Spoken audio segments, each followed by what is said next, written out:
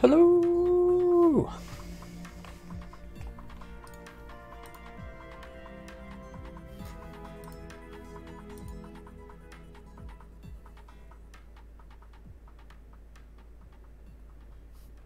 Did I make that other video live?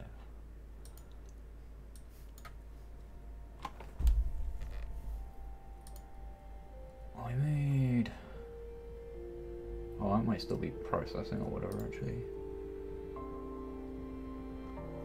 Oh, there it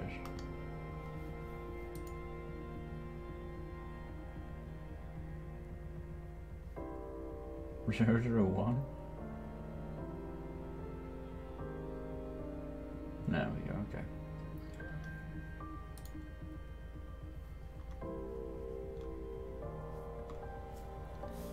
Browser, why you been so slow? So very slow you being.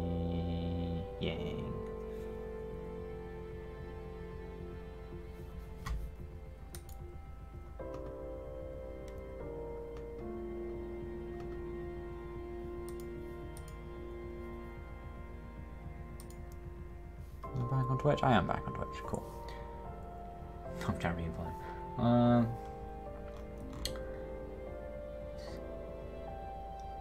We'll make this look like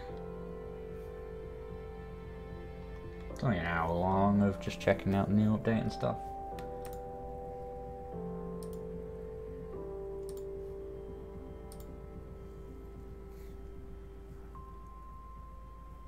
Hello, Limkiss. Lime Kiss? Lime KYS? Hello. Hello, Brown Car 222.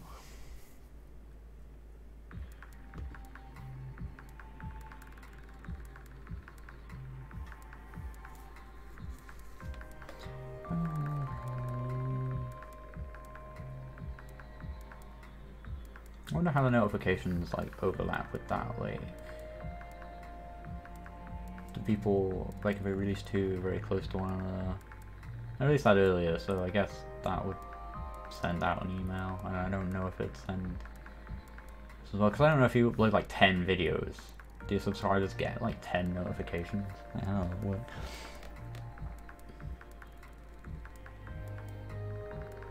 Twitch suddenly looks different, you know, like change.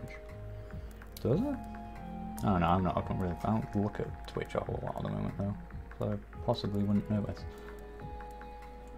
Check out Twitch Creator Camp, tips from Twitch and partners to improve your stream and grow your community. I'll pass for now.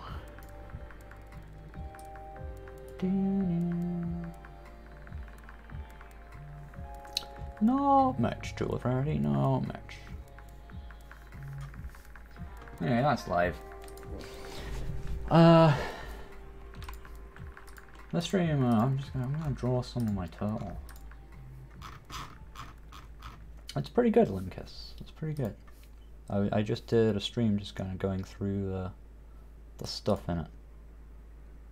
Hopefully my thing's updated on Twitch and dashboard now. It just says I'm doing a Rando stream, which is what I'm doing. Hey Justin TV.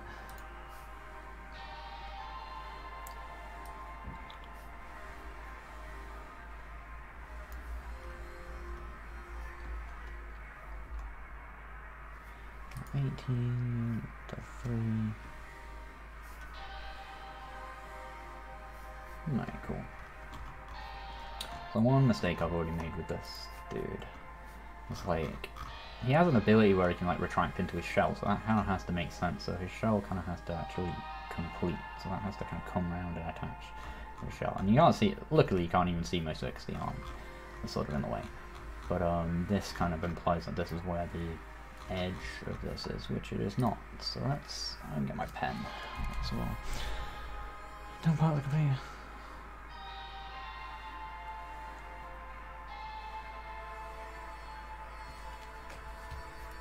I'm just gonna be looking down a lot. I might just see a plan.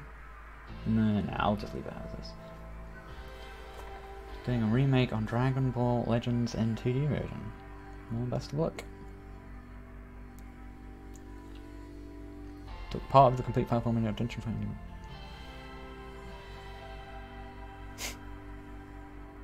Well, that's what counts, right?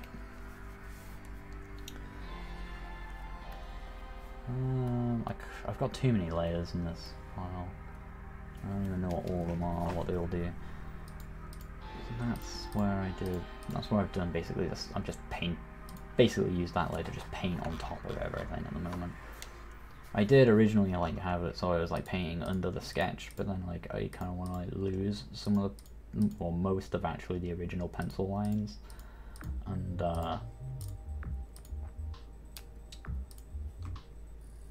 so I discovered the best way is just to be brave and just paint strictly on top of them, and then I can get rid of them afterwards.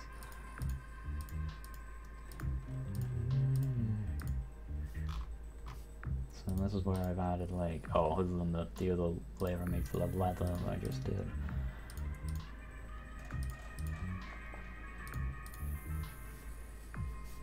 So what layer?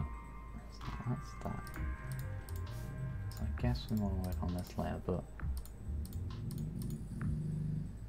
I'm going to work on C2 and just sort of paint over this.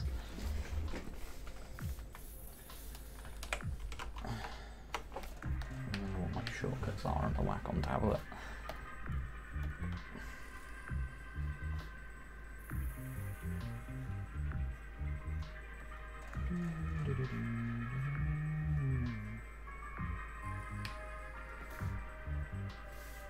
So let's move this towards blue.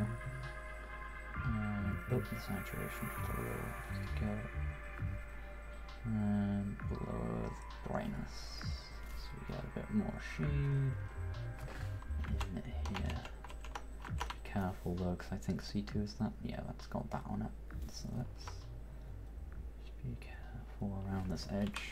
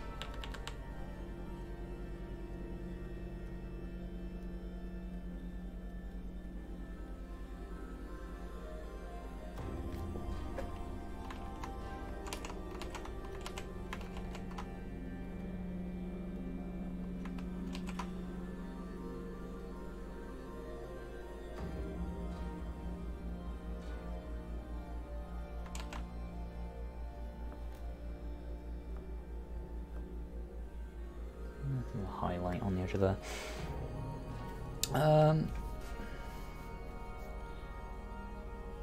Canadian tour. I see what you mean by Canadian. I'm not really even sure what I wanted this symbol on his chest to be. I just wanted to do something on his chest, so I gave him some sort of weird red war paint thing.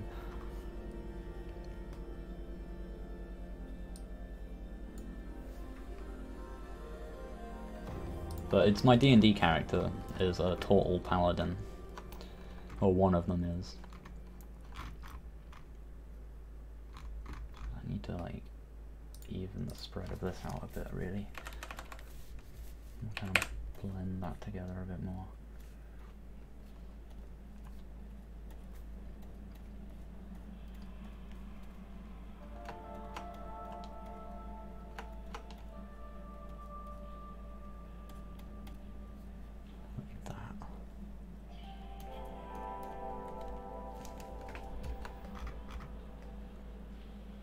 The shadow is totally bizarro as well, and he's just like completely offing.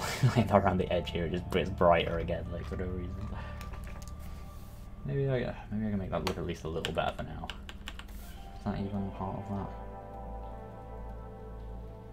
No, but it doesn't hurt to put it on this layer actually.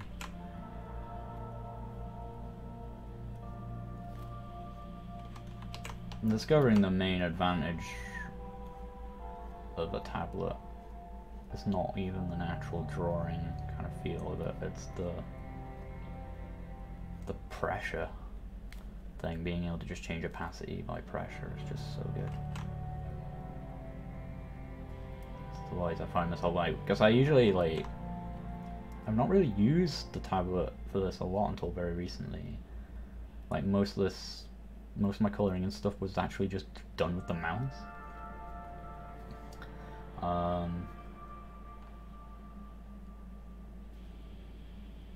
So I was just constantly changing my opacity, like on here, and just like, usually just using a very low opacity and just drawing lots over something. But with this you can just set it to full and then just draw with less pressure. The shadow is totally off, but it looks mildly better than it did before. This music is from Analog, A Hate Story, or it might be from Hate Plus, one or two. Yeah, it's from Hate Plus, I think, this one. How long have I been coding for? In Game Maker? Just over 10 years, I guess? Specifically Game Maker. Twitch versus YouTube counter. I can tell you the vast majority of the time, unless it's Ludendare or something, I will always have slightly more viewers on YouTube than Twitch. Because that's where my audience is, kind of thing, and I get the most sort of automatic reach from that. No problem, Pixel Guy. Some of it has become outdated with the latest update. It's kind of nuts, but salary. Does this need like? I'm pretty sure what to do with this area. Just skin around here. A little darker here as well. I'm supposed to have this like thumb going in, but do I want to do little like scales here, or do I just want to kind of leave a bit of like weird skin into that? Sure, it's going to be hard for me to keep my microphone in a good place while I'm doing this stuff, but so I might mumble a lot. Apologies in advance. That kind of thing.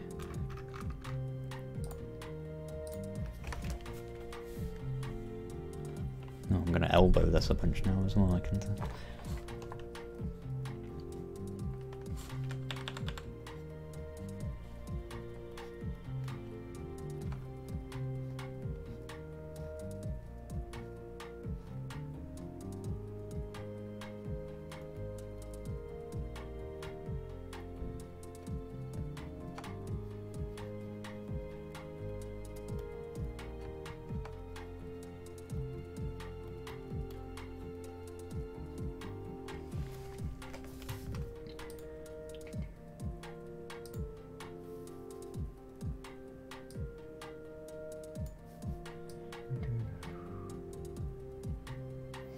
I've obviously got all of this to do at the bottom. I didn't know if I even like the scales kind of conflict in appearance now between the kind of messy ones up here and that, and I kind of wanted this transition from being like regular and ordinary to the sharper ones up here. But these ones don't look quite right yet, or those ones look better, but that was in the old style from the pencil. And I think these just need to become a bit more regular than what they are. I think they're too wild.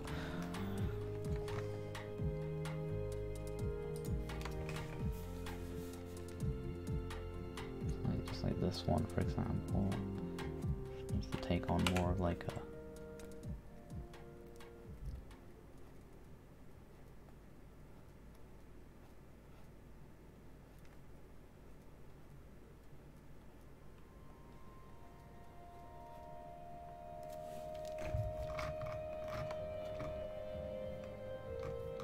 I don't want too many of these lines is the problem.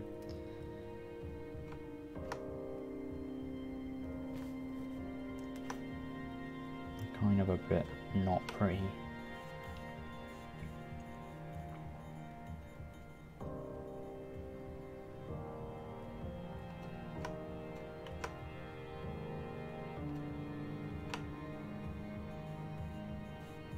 So I think, I mean, my Wacom tablet's really old now, so it's not surprising, but I think something's up with it, whereby it's like one of the buttons just gets stuck in now and again. That's like a shortcut for shift, because it seems to like automatically do like the shift line drawing thing.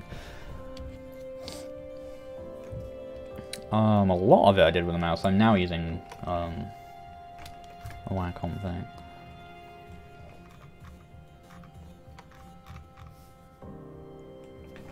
Let me turn down my speakers actually as well, because music will be coming through on that as well. Always a hard balancing audio and stuff is like, audio is like the, in general actually, is like my worst thing when it comes to videos. And possibly just all of like creative pursuits in general. I'm not good with audio.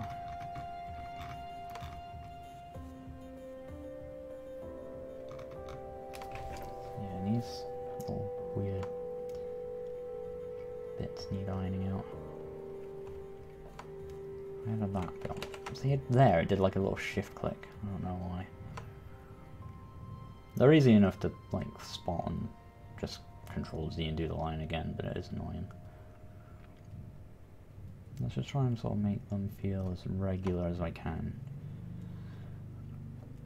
I added those little spots on purpose, but for right now we need more regularity, and then we'll come back to seeing if we can make that work. It's just some of these shapes I think need a rethink.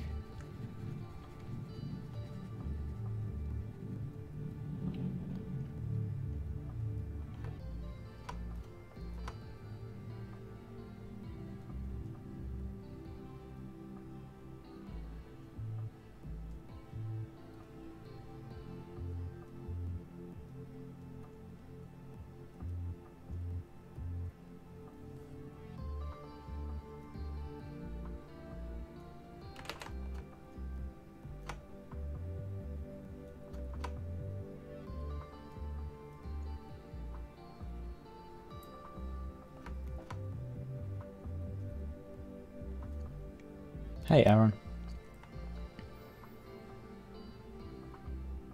There'll all be kind of things that I'm probably not really going to take too many suggestions from people on how to improve it and stuff.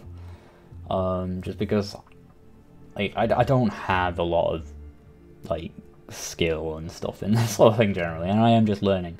But I kind of need to do that on my own, and it's going to be too hard for me to pick out the good advice from the bad. So I kind of have to mostly just ignore what everyone says about it, and just sort of learn as I go, more than anything. And yeah, I know there's some issues with how the face looks very different compared to this now. It's because I've been learning and trying different styles as I've been working on it. So the final piece isn't going to look amazing. It's not going to look like super good. I'm just having fun with it. I'm just sort of relaxing and just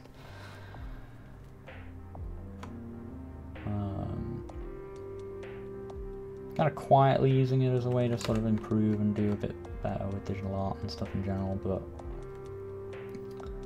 it's just one little piece, you know. I'm not lying, I'm not streaming it to showcase my ability at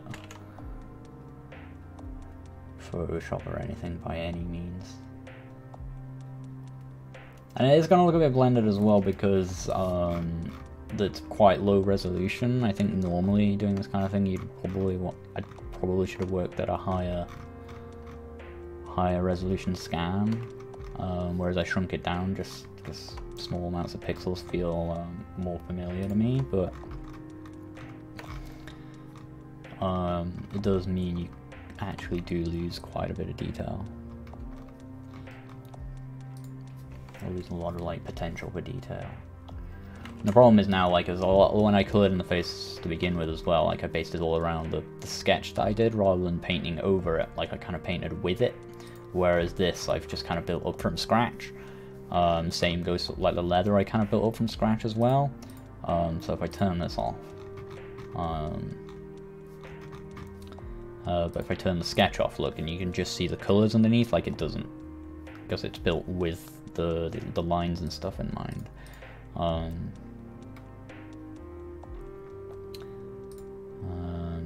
Whereas I'm trying to make it so I've added a few more things to it so I can eventually get to the point where I can just turn the sketch off entirely. Which I can already do in some places, because like the shield I've built up from pretty much from scratch and so on top of the sketch rather than underneath and with the sketch. So that feels like a better approach for me.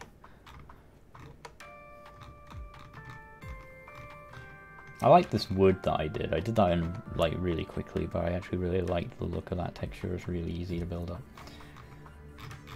I learned a bit more about doing leather and stuff as well, and I really like this little cut I did in the leather here.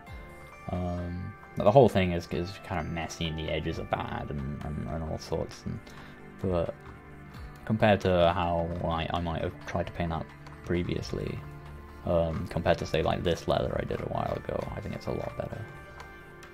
All the colours are wild as well, like the colours are just like totally different from like two different things, so like the same materials, there's no real control over that, and there's a million and one problems, but we're not going to fix all this because we don't care.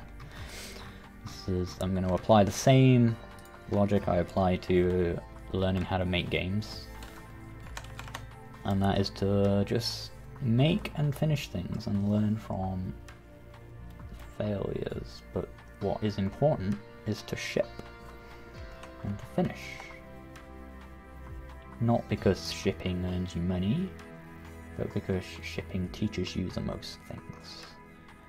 Finish a thing, call it finished, analyze what went wrong, where all the mistakes are, then make a new thing. Don't just keep trying to fix the one thing over and over.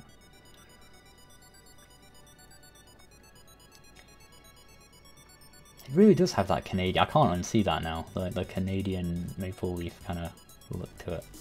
It's never meant to be a thing. I might draw like a circle thing in the middle, like make it like a sun. That's kind of more the image I was sort of going for. I think I had like the, what's it in my head, maybe the sun on the dude from Dark Souls.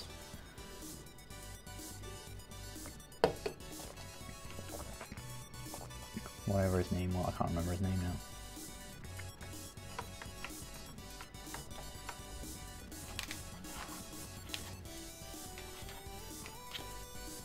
Man, I wish that were more sensitive actually. It'd be a really useful zoom tool if it were a bit more sensitive. New all Wacom tablets, I'm sure I'm a bit better. All of this as well, just chilling out over here. Can I even, is that on this layer? No. What layer is that even on? A cold one?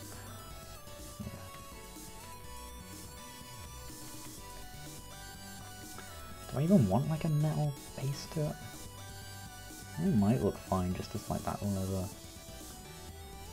tile. I might actually.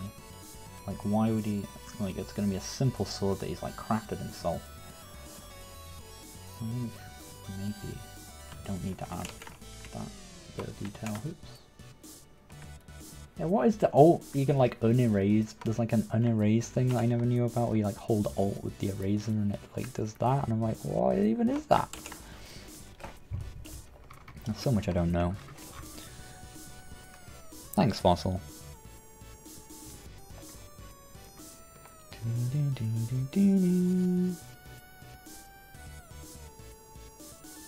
A mob sprite looks kind of like this character. Cool. I like anthropomorphic turtles. They're just cool. I discovered they were a race in D&D and I was like, I need to play one of those. And luckily it was a package for the campaign that I'm actually playing, so they even like fit like really cleanly into the world of it and everything. These black lines need blending in a little bit more. And you can see I'm not even focusing on one particular bit of it at the moment, which I probably should. Like I should probably get on its legs and that as well. But I'm just kind of using this to relax right now more than anything and just chill.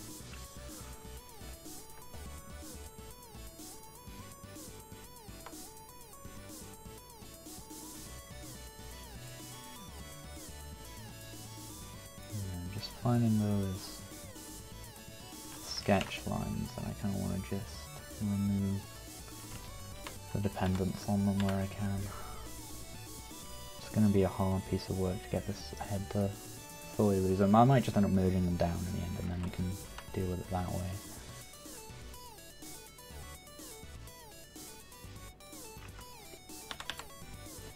Where I can, I just want to remove those. It shouldn't be this dark on top either, because that's kind of where the light is hitting. I can probably safely colour a lot of this.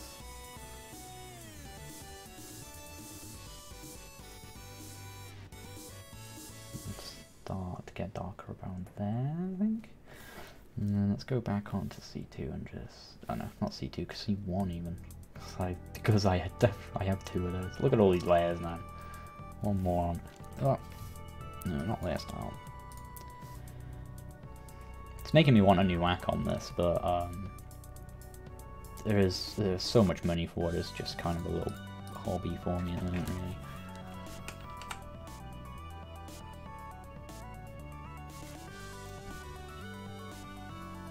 I've often said the one I've got now. Yeah, I was gonna say though. That said, I've often said the Wacom tablet I have now is wasted on me because I don't use it a lot. But when I do use it, I love having it. Like, it's so useful.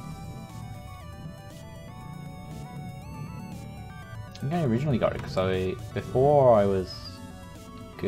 I did game design at uni, originally I applied to Teesside University to do an animation degree. Because I used to be a Flash animator when I was in secondary school. Like, I had some stuff on Newgrounds. I used to do that kind of thing. And I was starting to get pretty decent at that kind of thing. On a technical level, like I didn't have a massive audience or anything like that. But like I was a pretty decent Flash animator. Not as a drawing person, like I didn't draw super well, but like I was good at learning, kind of similar with gaming, but I was good at learning the tool and good at learning how to make things good using just the various tools that Flash give you, you know.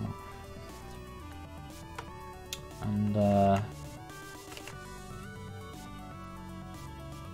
I think I got this tablet back then when I was still really pursuing that kind of thing.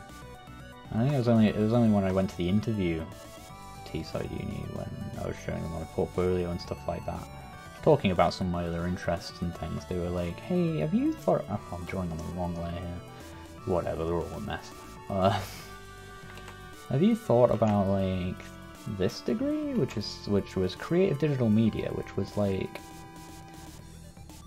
essentially a build your own course where you could do all kinds of different creative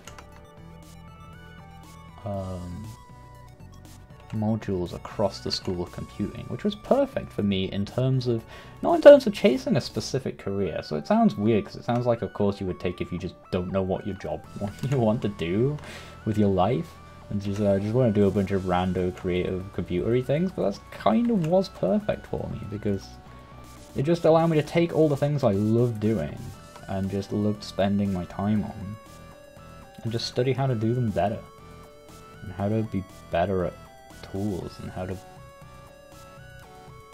It just gave me room to grow as a person rather than like try and shape me for a specific career path, which I think was, for me as a person, like so good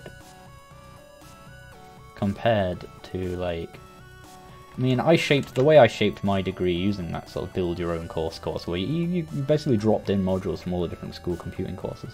The way I built mine ended up more or less being the game design course, but with a few more other artsy things in there, like I did 3D animation and some stuff. And I'm pretty glad of it. I'm glad I have that creative digital media degree versus like game design, just the title at the end and everything. Like I'm glad I did that.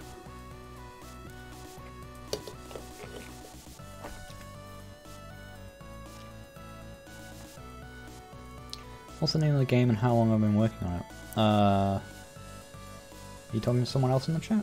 I'm not sure. Because I'm not working. I mean, well, I am working on a game, but this isn't anything to do with the game.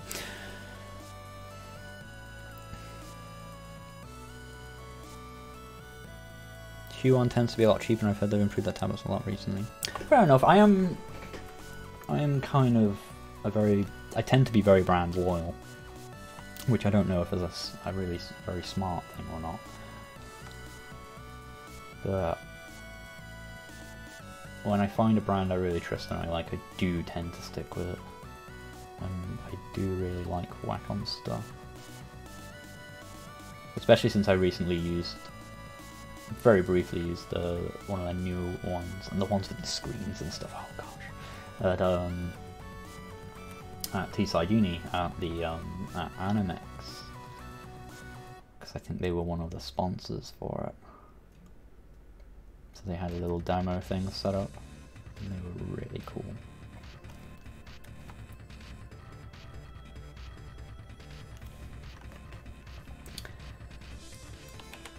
Should I put the stream out to Twitter? I may as well.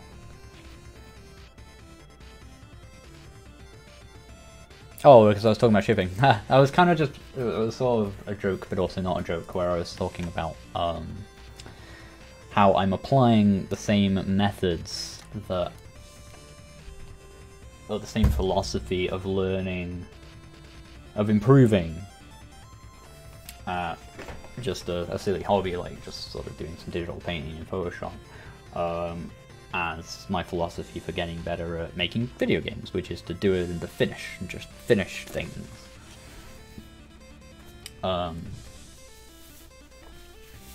Especially as like someone who's like a total beginner to something.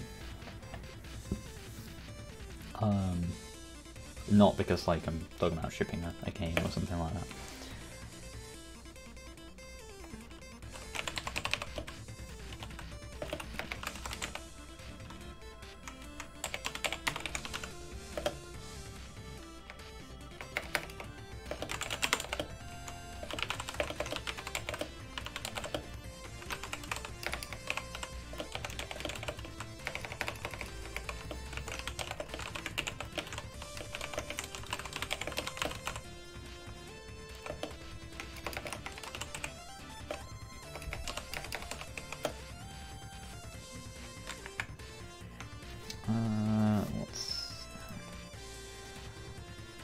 Glad to hear it, Quasar Cannon.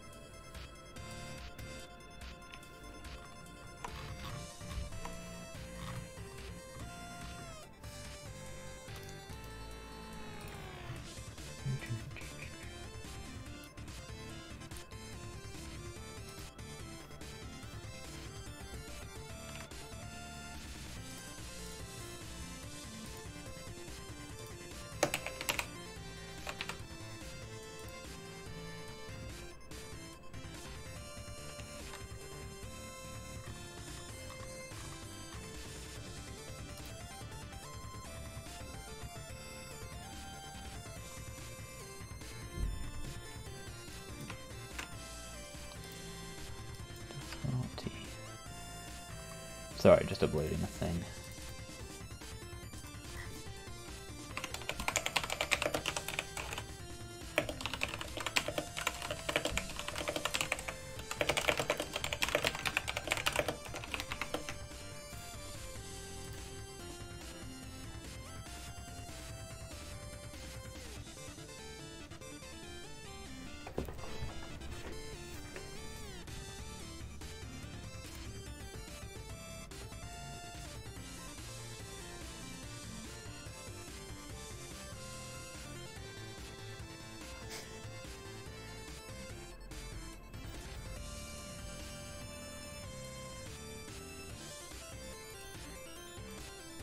Yeah, so like I say, if I had a way to try another brand's tablet or something, then I might be more inclined. That's the thing, it's very valuable. I can see why they do demos and things for Wacom and stuff like that. It's very valuable to be able to try that sort of thing out. See, I really like this side and its lighting with the sketch, so I might try and keep some of these sketch lines in.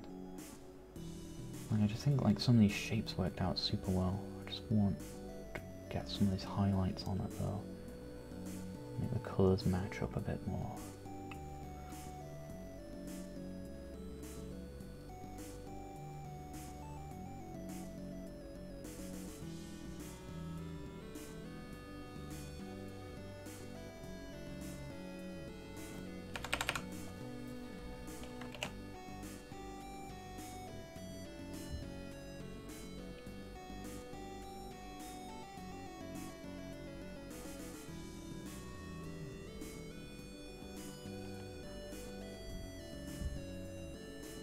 Still can't get over how bad this shadow is. Whoop.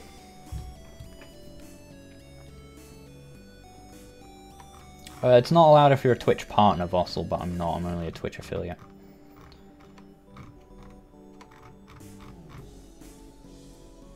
And YouTube don't care.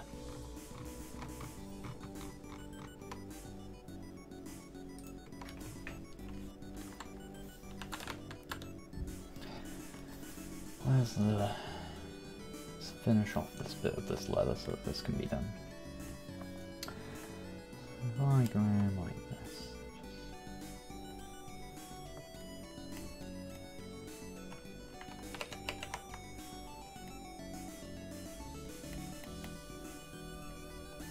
Ooh. I wonder if the chips are done. Are they sensing coming chips? Chips! Put pepper salt on them and weird condiments. Weird condiments. Nice, thank you. Didn't smash it this time. Good job. Thank you very much. Oh, we have chips.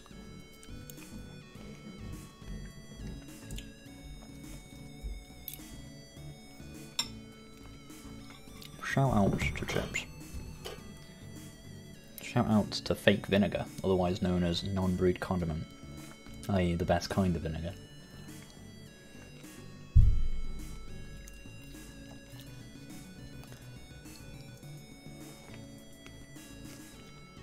Hello, Mill Town.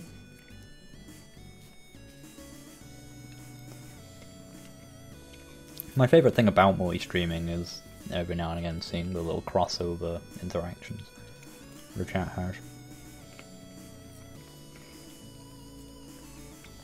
I want to get on that Caffeine TV bandwagon as well. They seem like cool stream platform folks. Yeah, we can triple stream.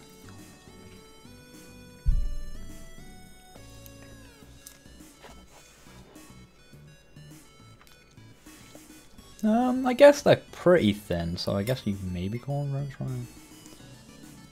But they are kind of distinctly chips. Oh, unless you mean from an American sense, because chips are crisps there, right? Or rather, what I would call crisps, they call chips.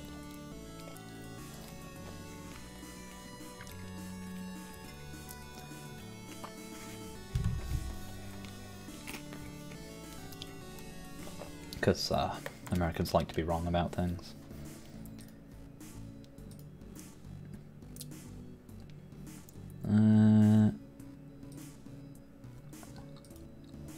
Chicken salt. Not sure what that even is.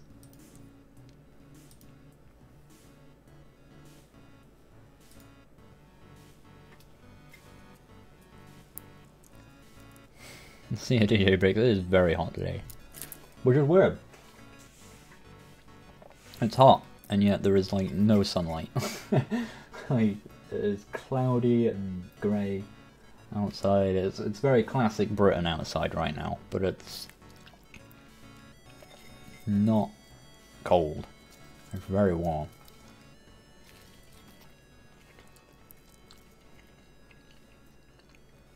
There is no badge on it. Well, dunno.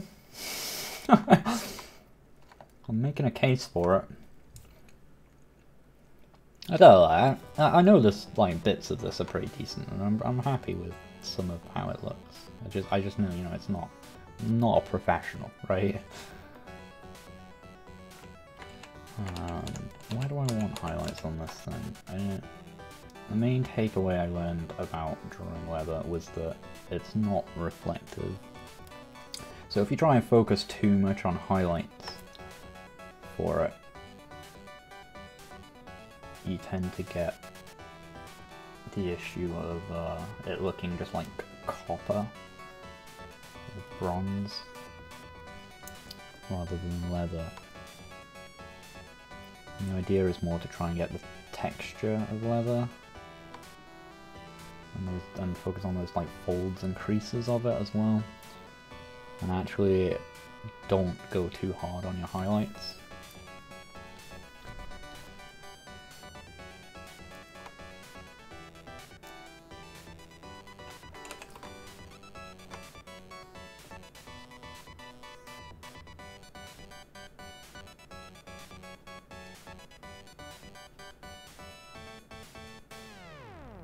I don't even know. These don't seem to line up very well, but it's good enough. If I turn it upwards a little, maybe.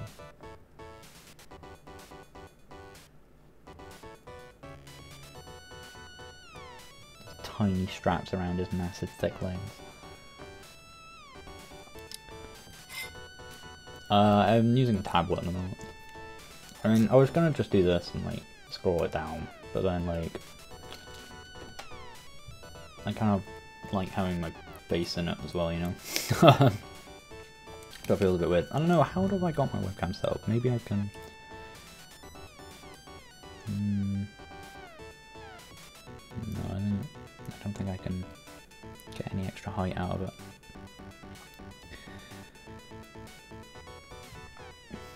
Yeah, I think that is using all of its height.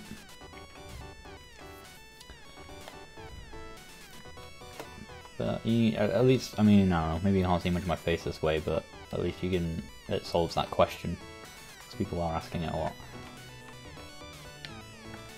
Which is the button for panning? This one. Cool. No, it's like weird and smooth, that as well. I can like playing black and white. Oh, neat. Anyway.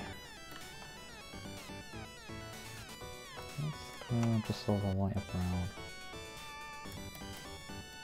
I don't even know how to really use brushes effectively as well, so I just have to build everything up just using the basic round brush.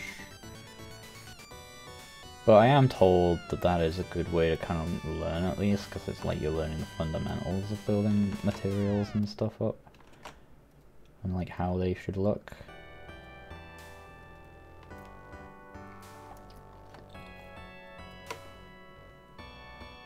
But I don't know. Just kind of screwing around.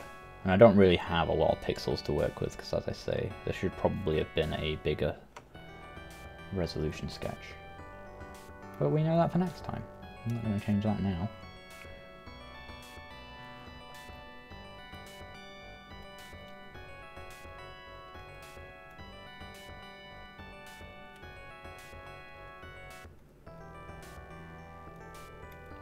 I should probably at some point fix, well, I don't know if I can be bothered, but fix up this one, because you see how it's really blurry compared to that, because I literally copied and pasted this and like transformed it a bunch, just because I couldn't be asked drawing it again.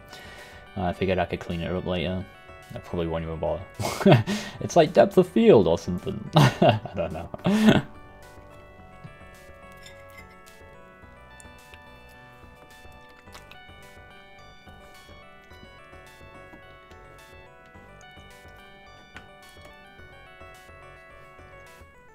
See, I'm not sure how I'm going to do a skin on the legs. I don't know if I'm going to replicate this scale process. I think it looked cool. It looks cool when I'm zoomed in, and when I look at the whole piece, it like doesn't seem to fit as well.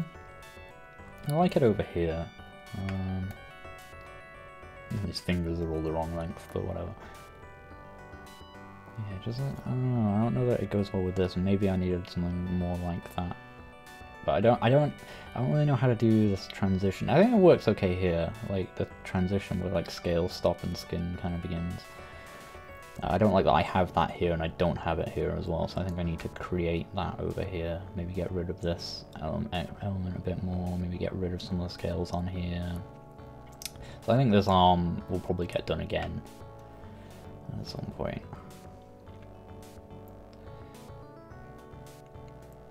Again.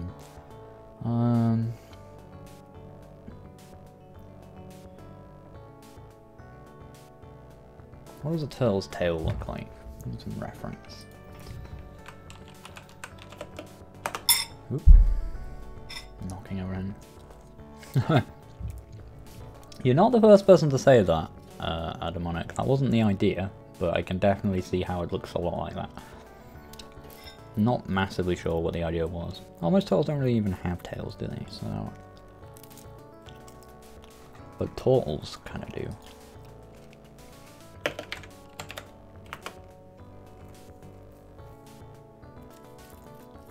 Okay, so no, they do have tails. Some of them do.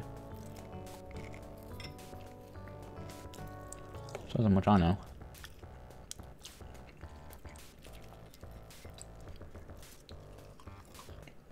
I just couldn't see them in the pictures I was looking at. Ah, dropping chips everywhere. They definitely have tails.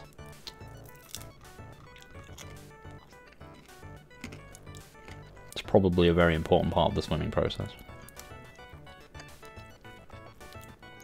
A few people have asked that, GJ Brick, so I might do that at some point. I don't know if I would get... Depends what kind of submissions I get and how many.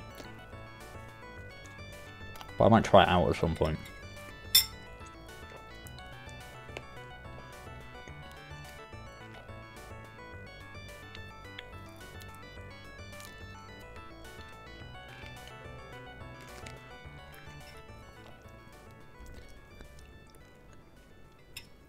Yeah, they're little avatars for people who are viewing the stream.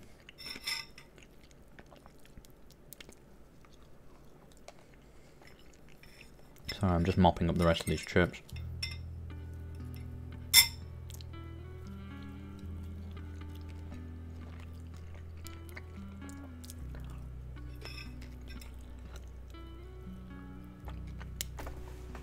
I'm not working on a game right now, Hydroxy. I'm just working on a fun digital painting of a D&D character that I play.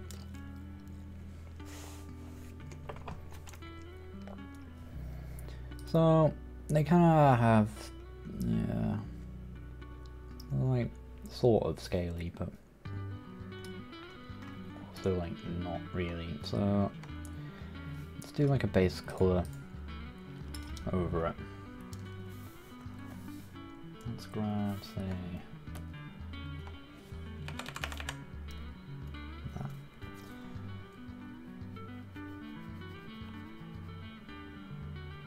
It's going to be hard to know I've actually covered it, actually, because of that underneath. Let's turn that off. There we go.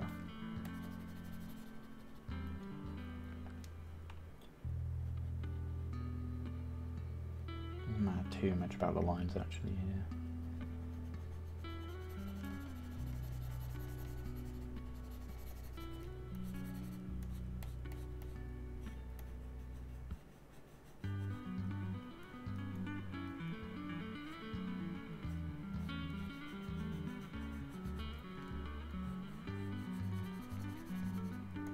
Tempting to turn on the pressure control size thing, but I'm a bit unsure about how to use that well. So I still just manually control the size in my strokes. I find that easier.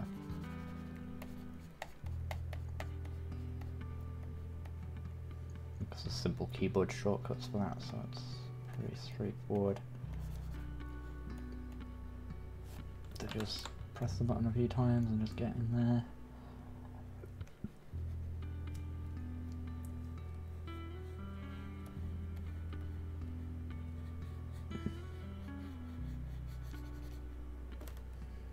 All these colours back. In fact, I might leave those off for now.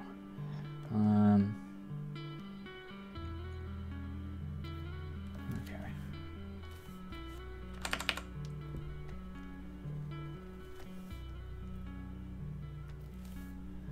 Let's go a bit more blue, a bit more saturated, a bit darker. That. Same again.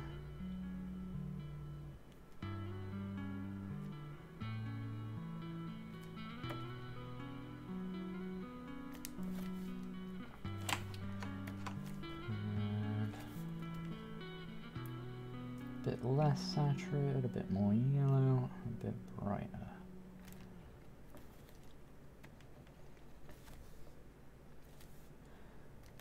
Might be as bright as we need to go, but I'll get one more ready in case.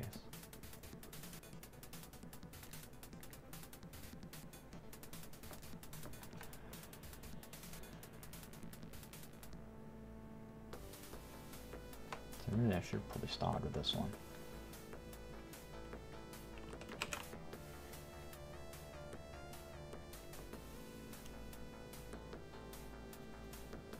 Let's go back over it.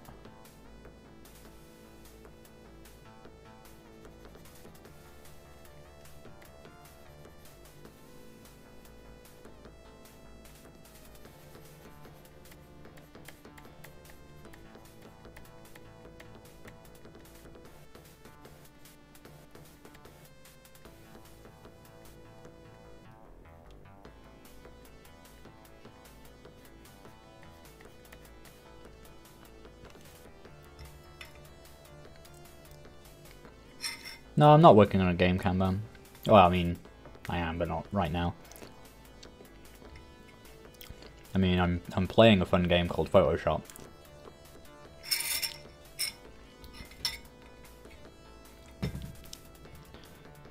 But I'm just drawing a D&D character of mine. Right?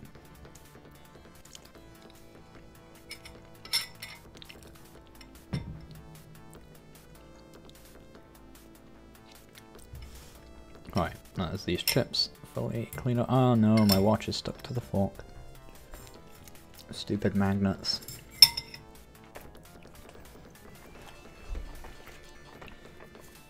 I'm working on a thing called Pokepoke as my main project right now, if you were talking to me.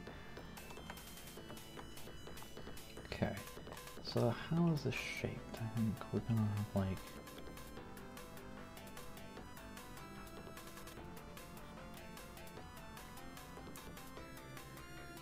I guess, does it get too wide down here?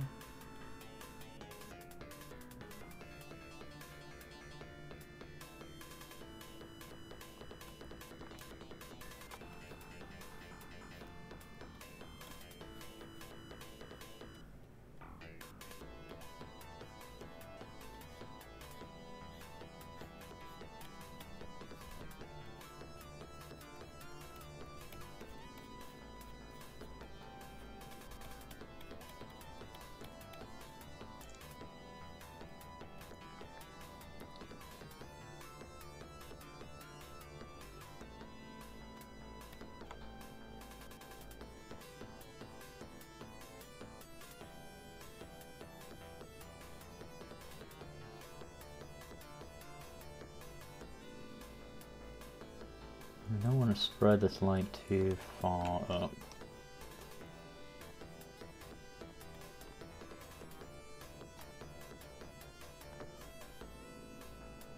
So it's debatable as to whether any light should even be hitting here, but I kind of want it to, so I'm making it happen. So if we're going to have any light, I'm going to say like it will probably just hit this sort of tip of the tail here. Be very careful with this colour.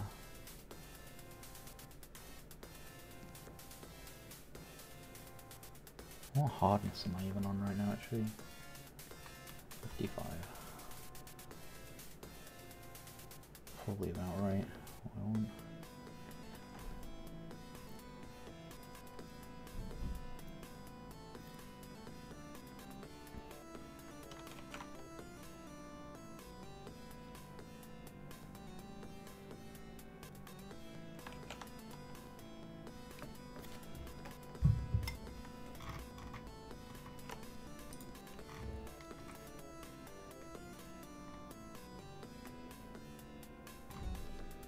it's just way too dark as a colour shift overall compared to everything else, maybe.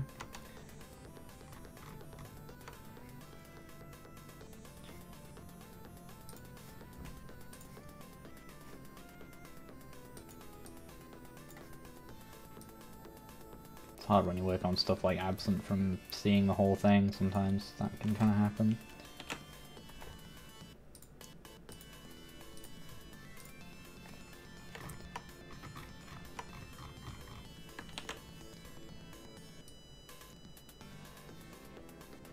I think the hue is right.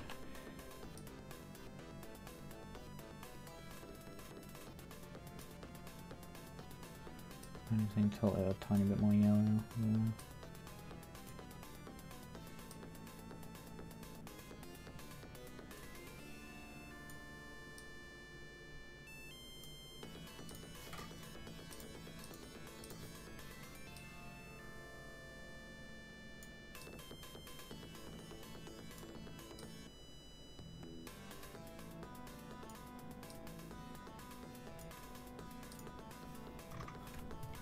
I'll leave it like that for now.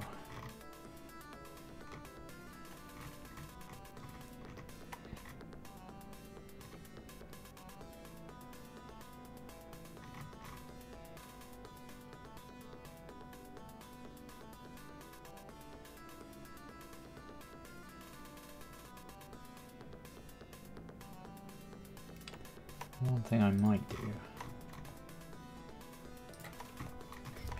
I've really just been using the colours from up there, I don't know.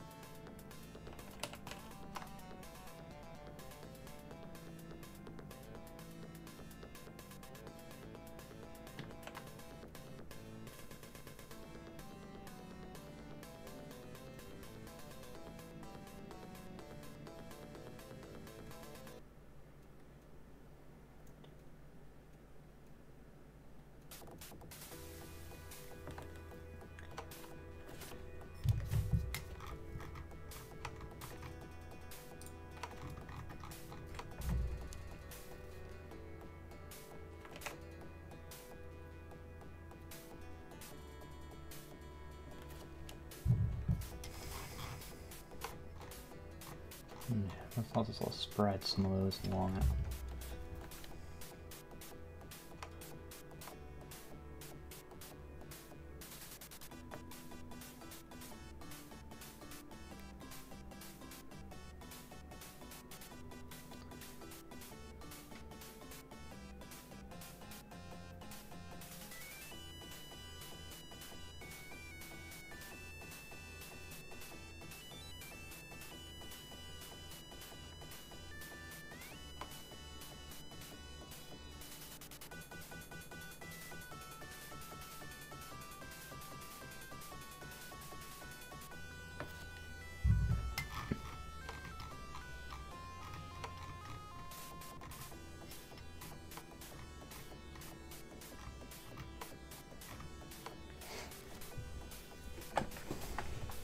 No problems, Imams.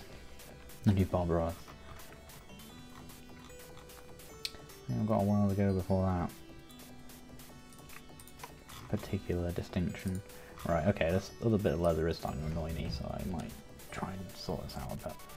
Because I did just very lazy copy and paste it.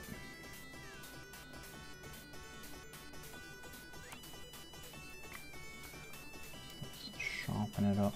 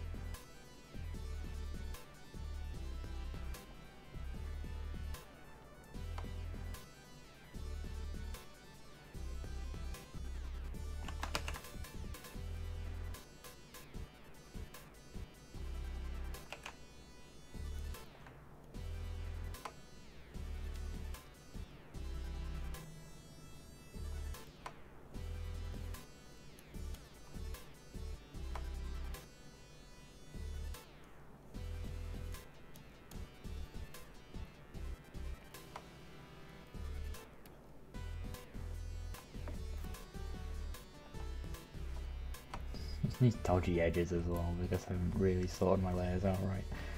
Or been careful enough with my edges.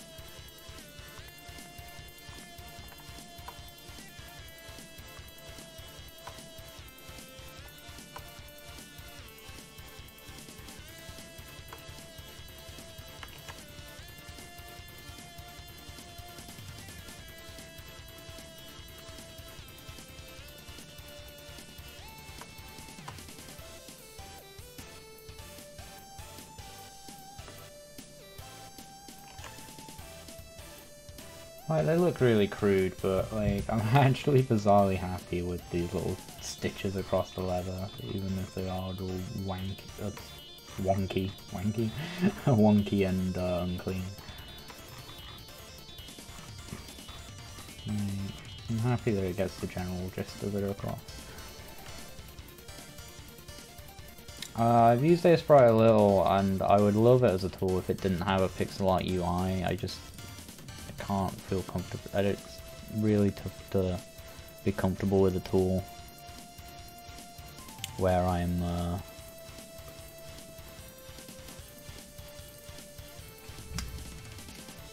really hard to be comfortable using the tool with the pixel art UI. I don't know what it is about it, even though you're making pixel art in it. I don't know, something about it.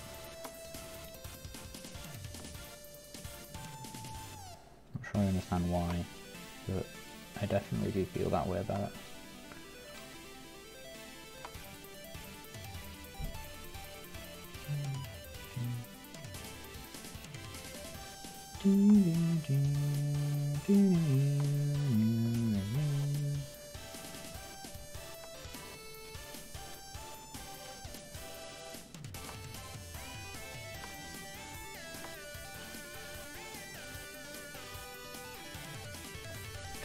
Let's make the side look a little bit better than on here now. It doesn't look quite as blurry and dumb. This bit up here is a bit messy. The angle on it's not great. I think it's okay. It's missing like loads of colour just under this sword here. I don't know how long is that away from the cave? Probably a while. So you can see the original sketch as well. If I like, that's what I first drew, just on a piece of paper, just before I think before our first session.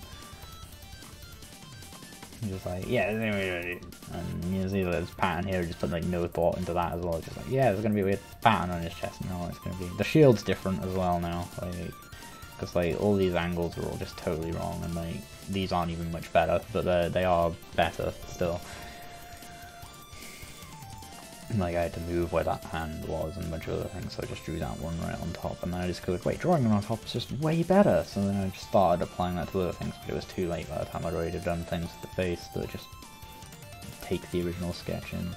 Really wasn't sure how to approach this metal as well, especially with the light being cast here, and how to make it actually look like a sharp weapon. I think I've got something that looks okay, but I don't know. I wasn't really sure what I was doing there. Yeah, it's like a knee pad kind of thing. Which doesn't count for any armor class, unfortunately, because turtles can't wear armor, so it's just for flavor.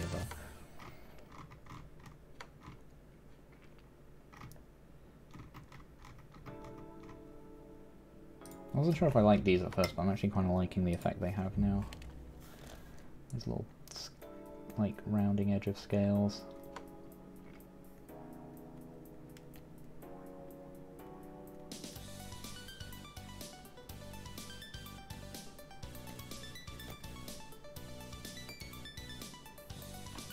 Also, I can probably use that to round out and just give the silhouette a couple of little bumps.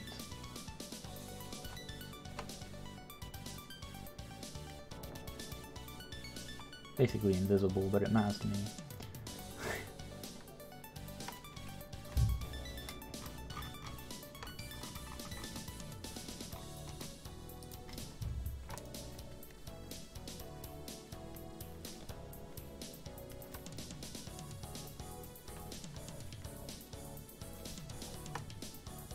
One nice thing about working with a resolution that's probably a bit too low is that I can like pick colors from individual pixels.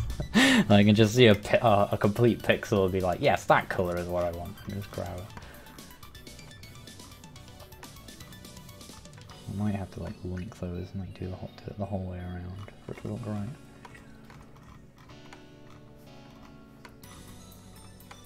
I'm getting the idea of what I want there. Yeah, the contrast on his face is really high compared to the rest of it. I think, honestly though, the way I'm going to fix it, I like the face like that, so I might just make, it might be the arm that I redo and make the bit more into this than redo everything else.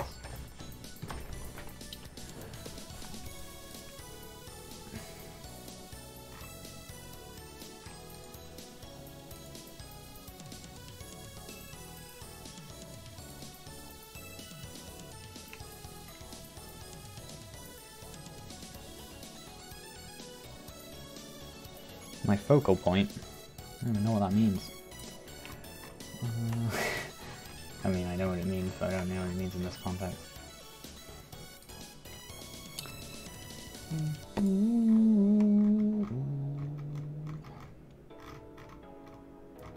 I could just go for I get the colours and highlighting right of these legs, and then worry about how I'm gonna do these scale nonsense later.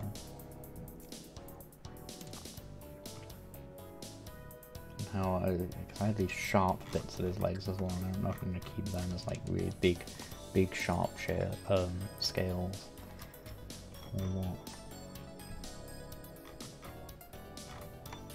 But I am going to draw over the, I'm going to ignore the base colour I've got in here and draw over the top. And to do that, I'm going to grab a chunk of colour from up here. Is that all of it? Enough of it. Copy that. This is colour too, where I've just been painting bits over bits. That down here.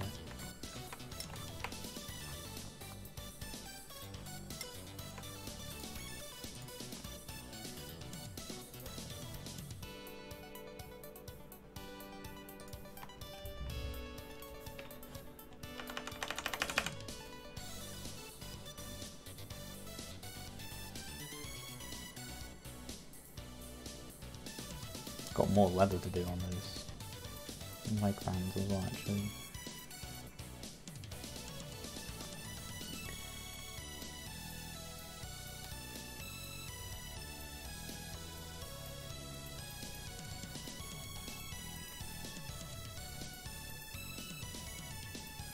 Right, can I drag leather above C2? Is that gonna work?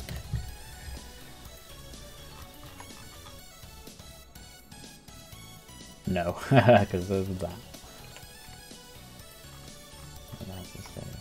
Okay, that's fine. Just blended because that might have made doing the edges of this a tiny bit easier. Could make another layer, but I just kind of want to minimize. I've made too many layers. I just kind of want to start.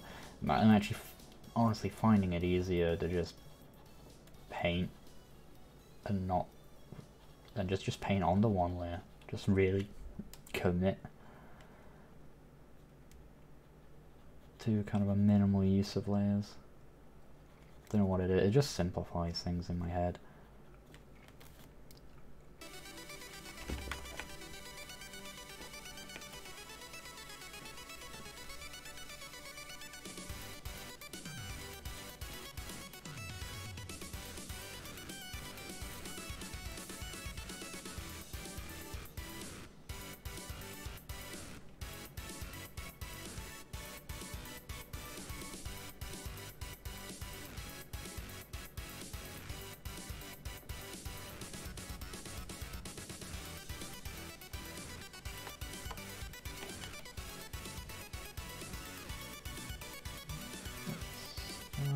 looking at the whole image.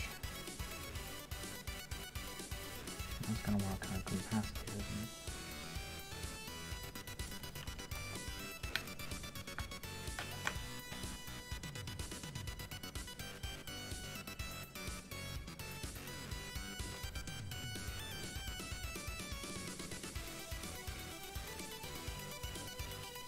Where up to? Have I screwed this bit of the image up just in time, or?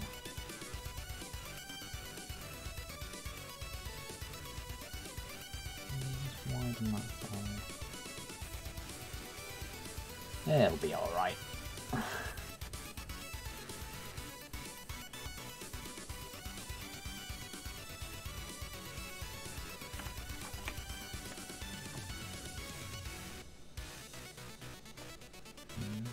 Work on how this bit of the ladder looks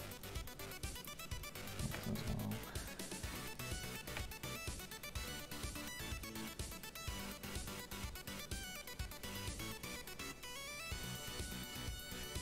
Should probably build up, you know, build the leg and then do the pad kind of thing. But wasn't really thinking too hard about that. Oh, I think I need to do another strap, so like a strap there and a strap there kind of thing.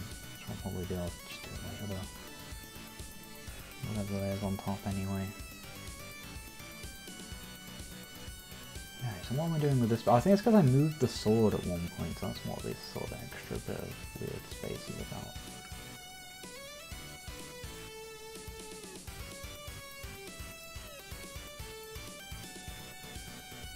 So I'm going to want that to just come over there.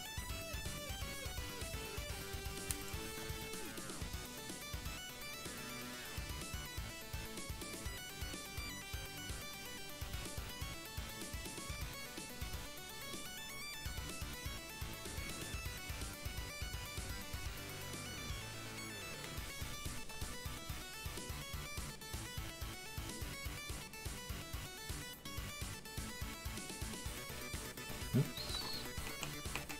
I'm just cutting into that. Oh, then again, different layer in it, so I can actually just do that. And then we can just bring it back.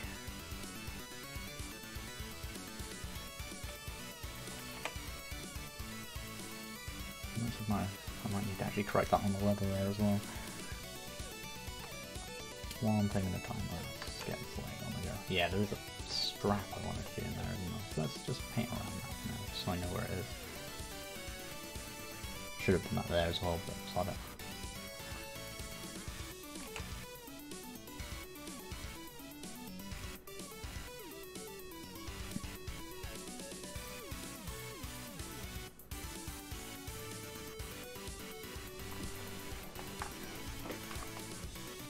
I'm glad I could help you, Game Dog YT.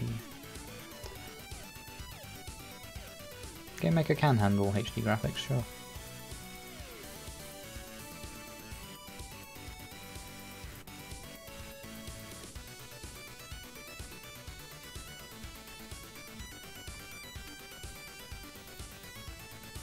Can't speak for everyone knows past, but I'm doing pretty alright.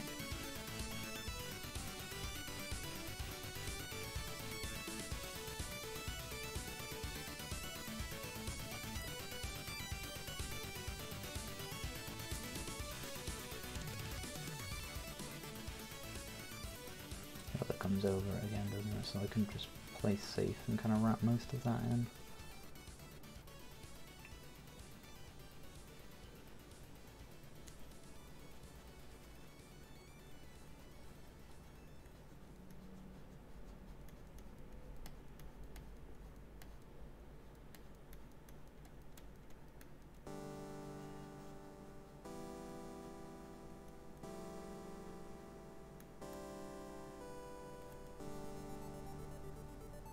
Oh, is shield on C1? Oh, it is, yeah, because I painted it under the... I actually painted the shield, did paint the shield under the sketch, and then I removed most of the sketch. So you can see bits of the sketch still where the shield was, but most of it got erased. Left a few bits because it added a nice little scratchy texture to it.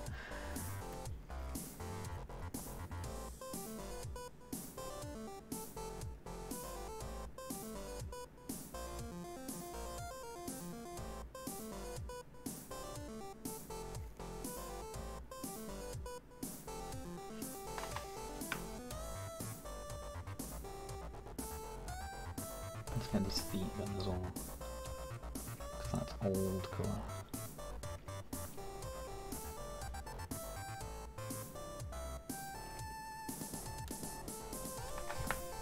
Let's remove C1 while I do it.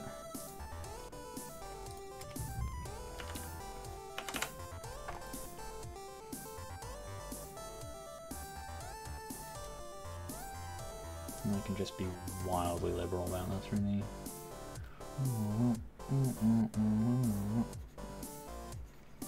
Gotta sort all that out later.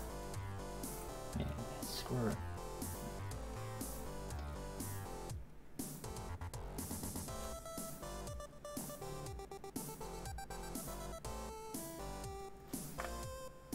Newer methods to test here. Yeah, I don't really have to worry too much about keeping the shape because I can just use that. The shape is just there to guide me, and I'm essentially just painting the thing again on top of it, rather than colouring the sketch. That's what it started off as. I'm just going to colour the sketch, and I'm like, I'm just going to basically repaint the entire thing over it because it's fun.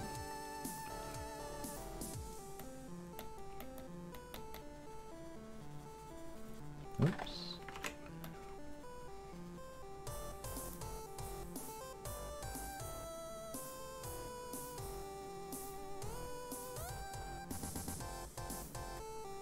I actually kind of like that little bumper I accidentally put in there.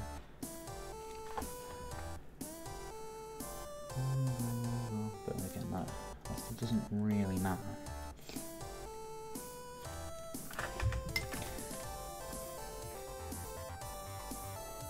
Oh, thank you very much, Game Dog YT. It's very much appreciated. Thank you for the $5 super chat.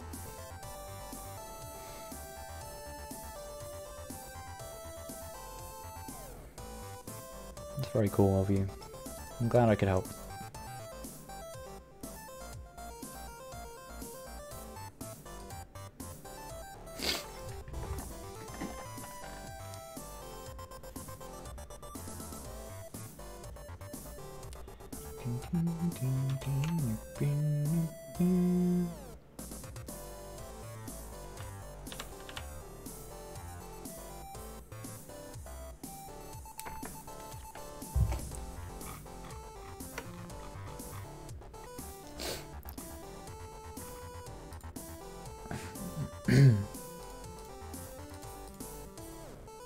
Okay.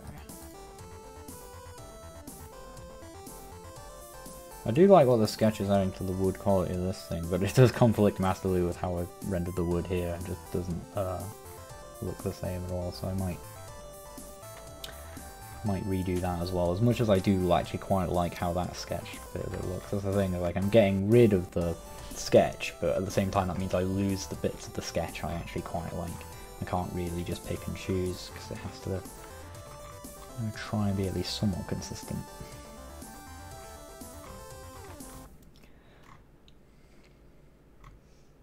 Because it's like there's none of it, like in the shield, for example, or in the sword.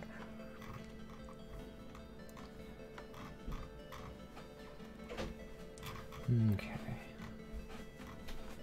Oh. I'm dying. It's I'm painting more of them. Oh, it's like he's got legs now. And I didn't know this was tail before. That's cool. Yeah, well, it's only just like painted in the base colour for his tail. And done some little scale. Redone this arm like 100 times. I'll probably redo it again. Yeah, it doesn't really match though. Like these two bits don't really match, and the colours don't really match his face all that well. Yeah, I do like the claws. Like the shapes and stuff. Yeah. The colours a bit bright. Of what? Like the yellow bits. Oh, his face. Arms and hands, yeah. Yeah, I don't know. It's mostly just it's not consistent. Yeah. That's the whole stuff. It looks But good though. I like his little knees. it's never going to be amazing anyway. It's just hard to be. It's not when I was down. It's just it's just not taking it super seriously. Yeah.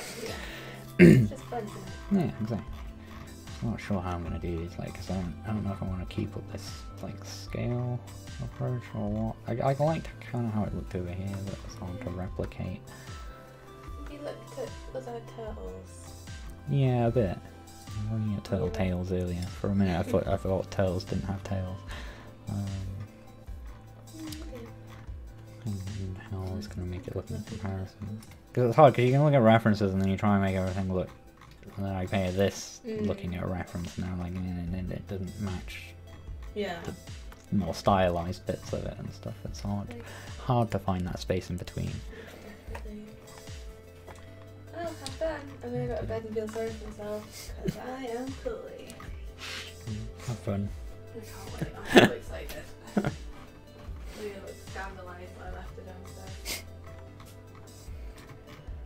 I might do the... I was tempting to just do the leather bits next, but I feel like I'm just putting off these legs at the moment.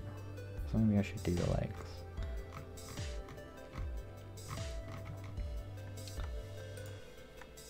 I can do them like this and like work out what those bits of the colour should be. At least, like where the highlights and stuff are. Maybe detail over the top, I don't know. Who knows? Not me.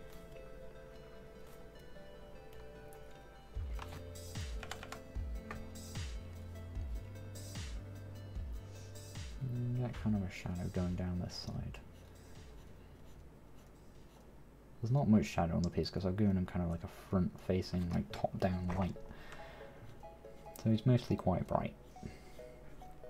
Because he paladin, we're all about the light.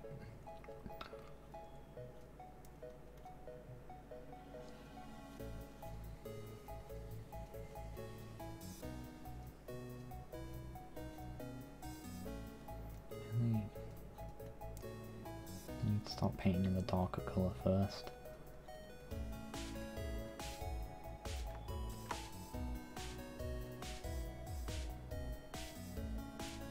Like a straight thing.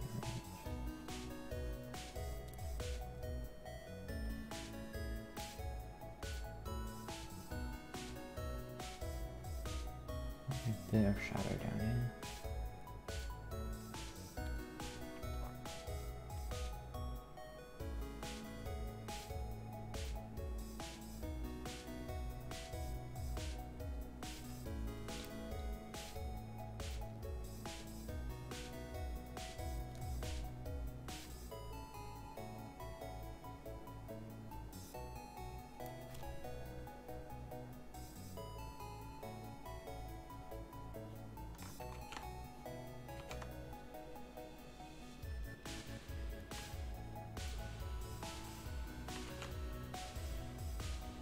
Oh, it is hard to do this now, having put the leather on. I should really have done that second.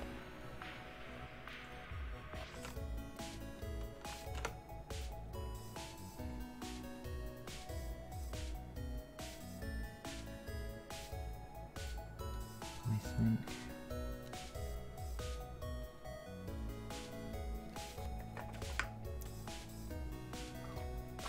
Light, bang, bang. So you might have like a little bit.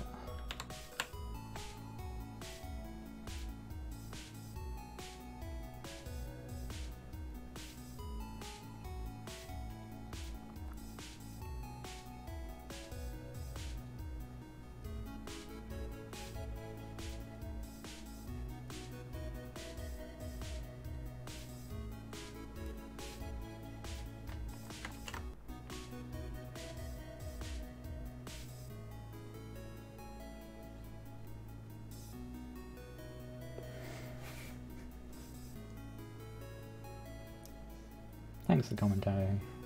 I don't know when you said that or what about, but thanks nonetheless.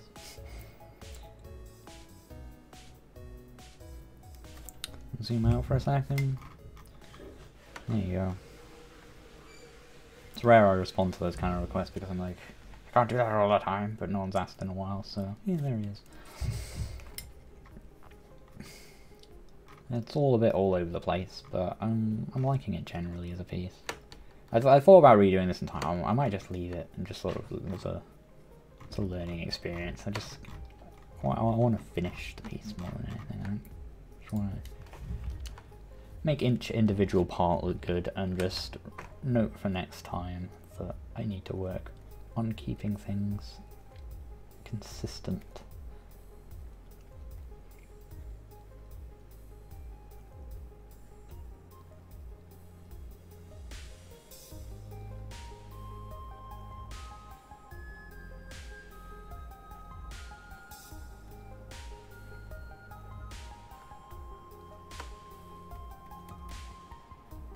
This is better than my last thing I tried to do like this, where I was painting my old D&D character, which was a human monk. To be fair, I think it's a bit easier to make something look kind of alright when well, it's easier in some ways and harder in others, but easier to do certain things that are non-human because you can get away with a lot more. When you draw a human face and it looks wrong, it looks badly wrong, you know? Especially when you're a beginner artist.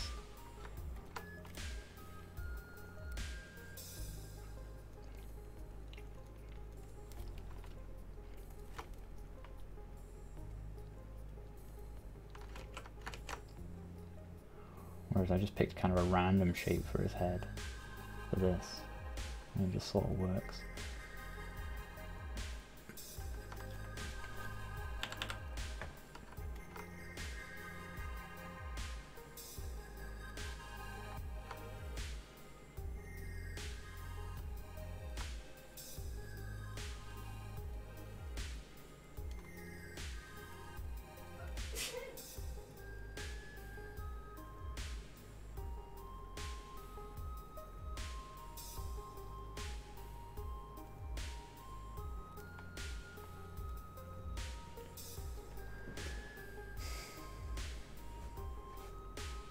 Huh.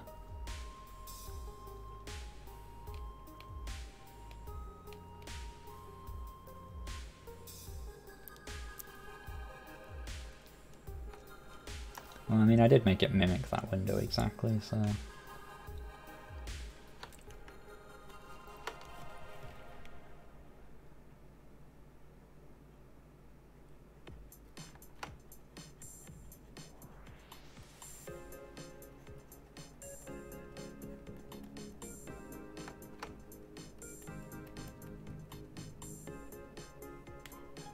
I just realised as well, like, the shadow up here makes no sense, because the light is coming down like this, and like, why on earth would that cause like an upward shadow? That's like there's a light like hitting it from like up here. I need to get rid of this entire shadow. I might just do that now because it annoys me every time I look at it, of how just little sense it makes.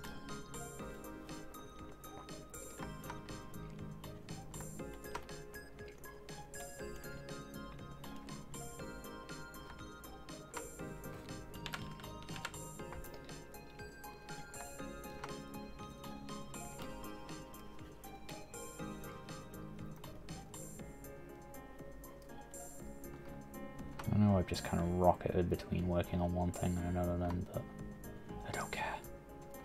You can't make me care.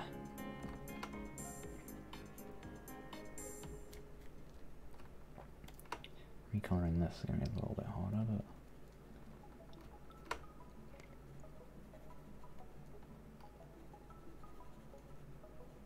This is another bit I might build up from scratch again as well.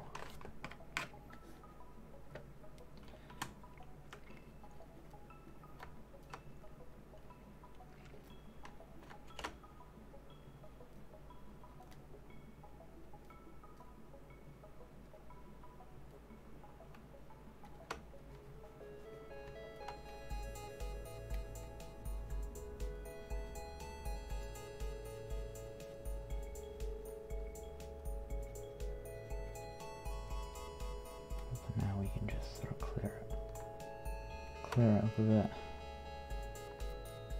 brighten it.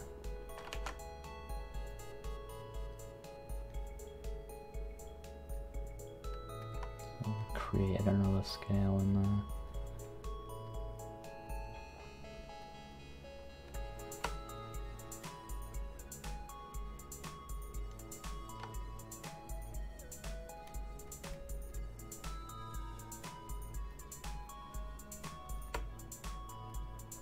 That might be what's helping this as well, is it's got kind of a transitional colour between the edge of the scale and that, which these ones don't have. There is such a bigger like range of contrast to the colour there than there is over this side. I might be able to make those work actually. I bring down some of this on the arm, bring those colours back up. I don't know what I'm going to do with this arm. But we'll work it out.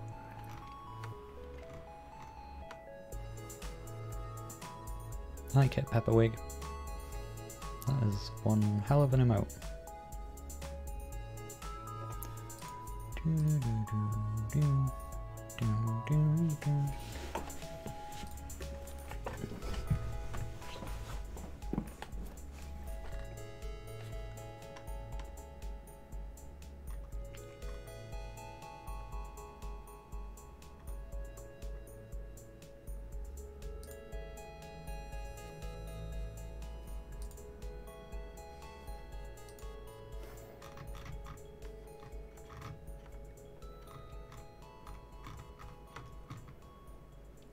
I think I might, yeah, I might reduce it down, put in some of these scales, and then just leave the rest just green. I don't know. I'll have to look at some of the styles and see how these will work out.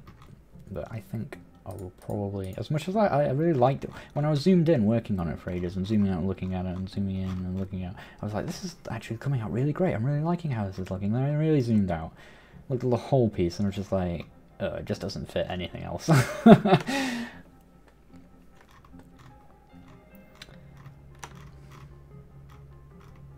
Happy with this leather though. I like it. I mean, there's lots that needs fixing, but like I'm happy with how the rendering style has come out for it.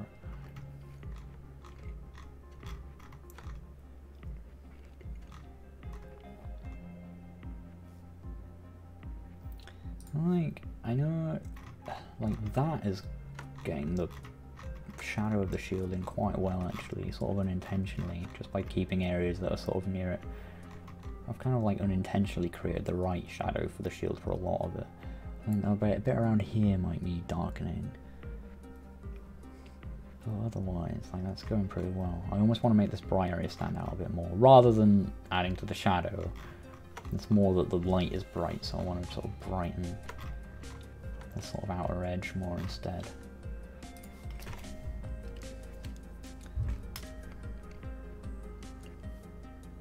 Nice chin. Thanks.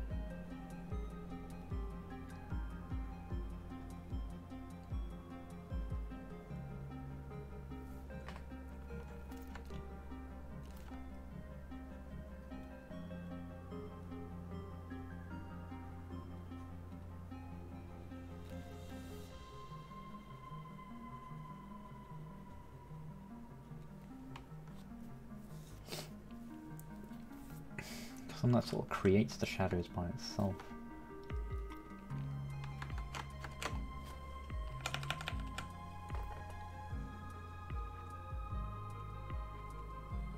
I don't want to blend out those lines too much.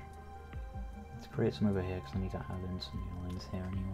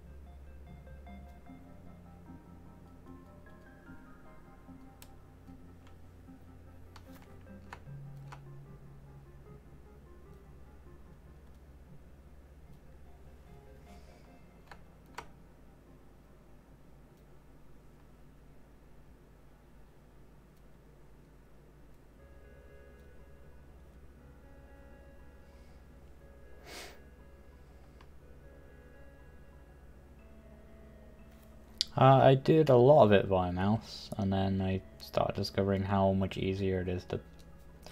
The main advantage for me at my level of using a tablet is just this button here which controls opacity via pressure, rather than having to keep manually adjusting opacity all the time. That's the biggest advantage. Also just being able to draw curves and stuff a little easier. But I did do a lot of the initial stuff for this with the mouse. Other than like the main, I mean, mostly I started off just kind of colouring in because the original sketch, as I said, was done on paper, and then all kind of been adjusted and coloured, and a few things changed and moved around and so on to get to what it kind of is now.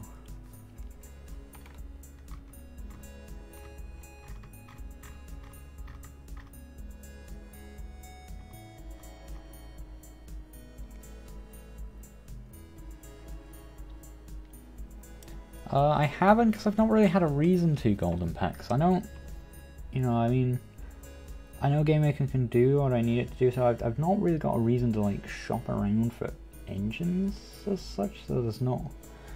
The only reason I would use Godot at the moment would be to research it kind of thing and be like, oh okay, what does this do, what's good about it, what might I use this for? And then after doing that, maybe I'd have reasons to use it for other things, but until then, it's just like, why would I, you know? I mean, like, if you're coming into it and you haven't just picked a thing to use yet or whatever, I can see the attractions of it being like free and open source and all the other cool things about it, but it's just like, it doesn't do anything I can't do or that I need right now, so I would have to have a reason to investigate it, which, as I say for now, would just be like curiosity. And I won't have a lot of... I know I'm sitting here just chilling out drawing a thing in Photoshop, so it might seem a bit contradictory, but I don't get a lot of free time to just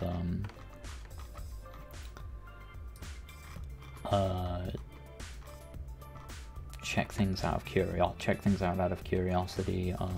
which is a shame, but it also takes a lot of work to do that kind of thing as well. So it doesn't happen a lot.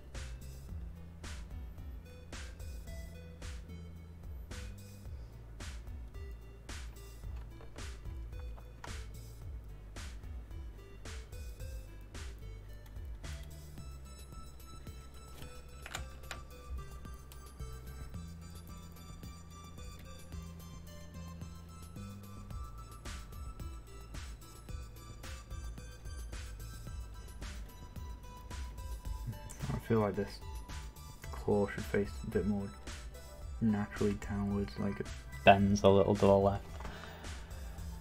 Not sure it should.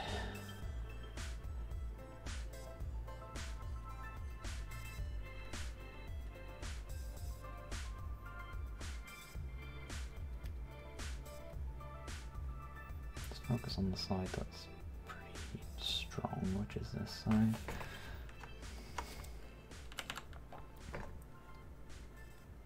See, I can just pick a really bright colour as well and then just use like really gentle strokes to kind of apply the lighting because of the pen thing.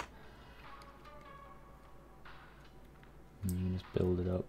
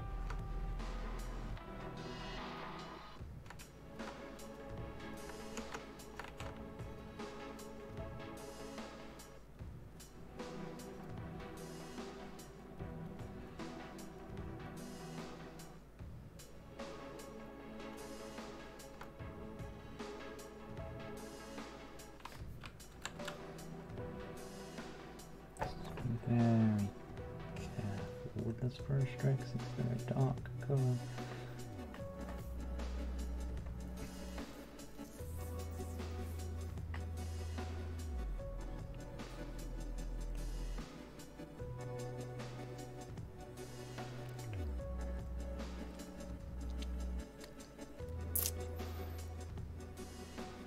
This isn't for a game, no, Francois.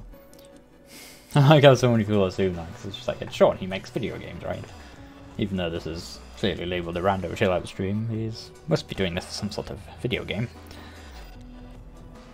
I mean, it's all like tangentially related. Like, I'm doing it for a thing for a game I'm playing. It's for D&D. It's a D&D character. And I'm just paying because it's fun to have pictures of your character and stuff.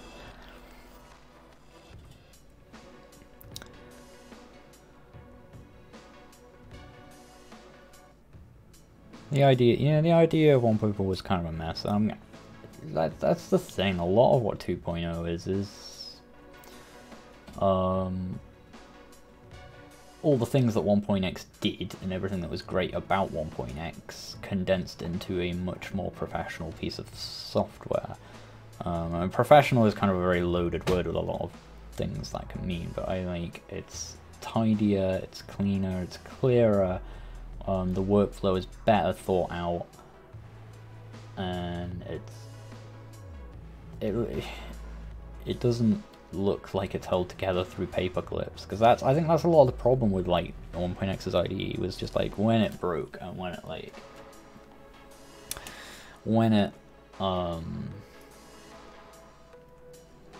when you had that thing where like the window wasn't the proper size and stuff, where for some reason it would always like maximize to like just like the edge of this, like it would maximize and look like that or whatever when it was meant to be maximized, and you would click on like these help menus and they like, you see how these like fade in nicely, like you did that in 1.x, and they would just like flash white at you, and just like a lot of it just looked and jittered and stuff.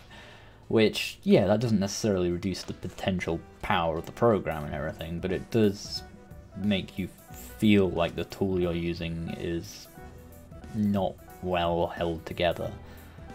And so because of that, you lose confidence in the tool and you become worried about your project, and it has this big knock-on effect. So it's a really good thing that it's in a nice, new, clean IDE, because you just feel much more confident about using it as a tool, which is just a mind trick more than anything, but it's an important mind trick. UX is very important. So on just that level, like GMS2 is a massive improvement, but also just the dozens of things they've fixed and improved and changed since the release of 2.0. Over 1.x is so good. Like, I couldn't go back to using 1.4. I couldn't go back to using the room editor of 1.x.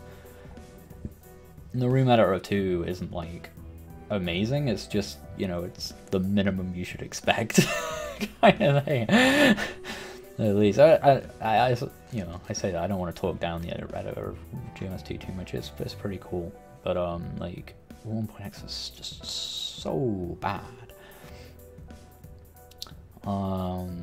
Like, and the thing is, I never had too much of an issue with it until I went back and tried to do stuff in 1.x and using the old room editor, and it's like, oh god, this is what we had to do? True tile support in GMS2 is a huge thing as well. That's absolutely massive.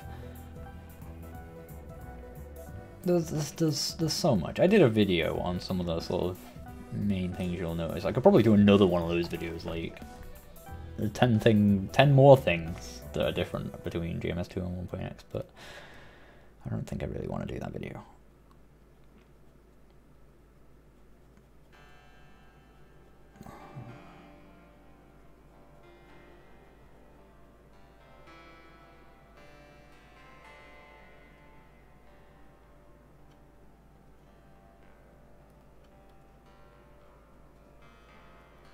Right, I don't want to create like this big. I've got like a shadow here for some reason. I don't want that. That doesn't. There's no point in that. It makes sense for there to be like a mini shadow coming into here. But the light. It's kind of hitting, it should be hitting these surfaces mostly, so... Like, my light source is like in front and above kind of thing, so...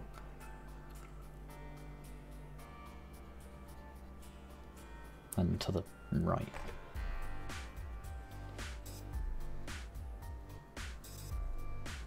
So the only shadow cast by this leather is going to be underneath, which we've kind of got a little bit of, and probably the most of that we're going to want. I might cast a tiny shadow in the fold, but minimally. We don't want to create any weird textural lines here either. But to be fair, I'm going to retexture the whole leg when we come to like adding the scales or whatever, I guess, if I actually do that.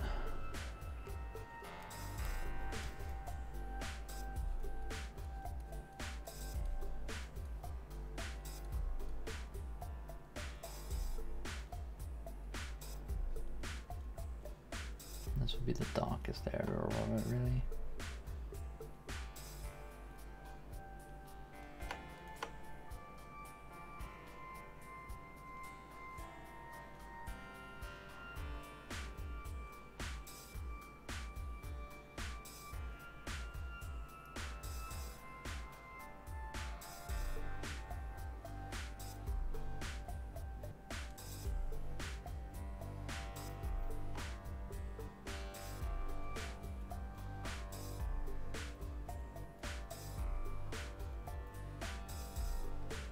Yeah, I think this nail needs to come down like this instead of what it currently does, like more like this.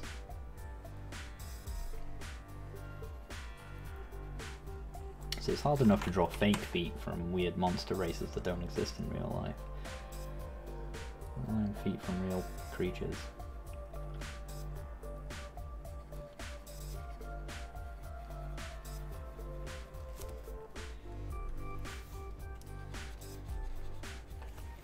I don't think I'm going to need that part of this at all. So I'm just going to completely remove that. Wonder where that's coming from. Color 1 maybe?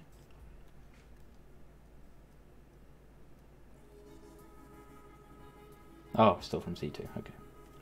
That's fine then. Yeah, I think I can just erase the foot under here. So we've got the shape that we want, that we need. We might build that up, but that's fine.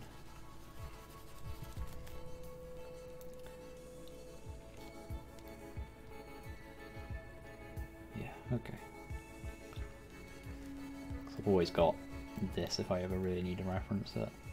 Yeah, that just looked weird, that all weird on there. I like this shape, like, that's cool, but like the angle of the toe is just messed up. Well, that's fine, that's why that was the original sketch.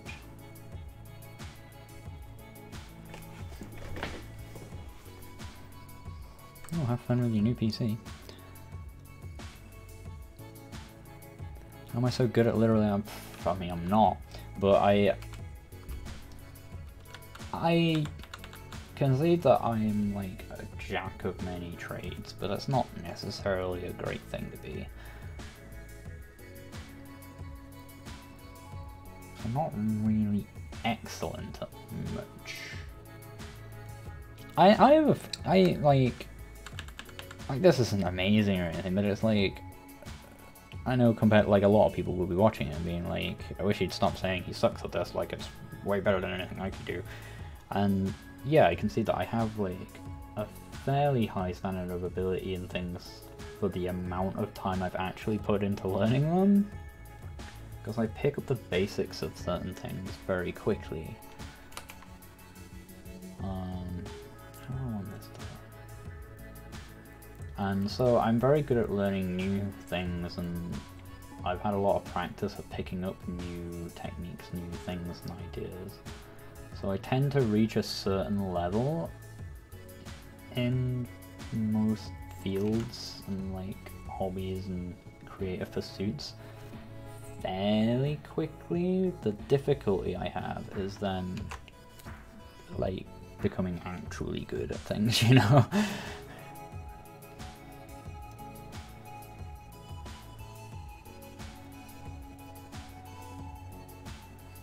for lots of different reasons, depending on the thing. One of the main exceptions to this I've found is like sound and music and stuff. I find it really hard to reach a good point in that. I've had some success making music and stuff. And again, probably more than some people like have ever been. Oh god, this foot looks ridiculous. I think I have made these nails even worse. Look at the angles. Yeah, I'm pretty good at things, he says, drawing this total mess of a foot.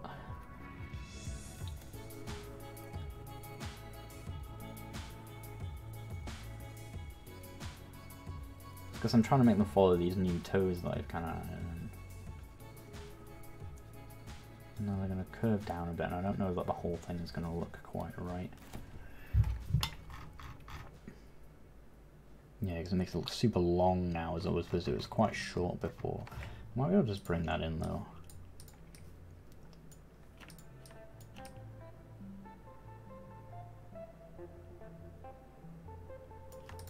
Something like that.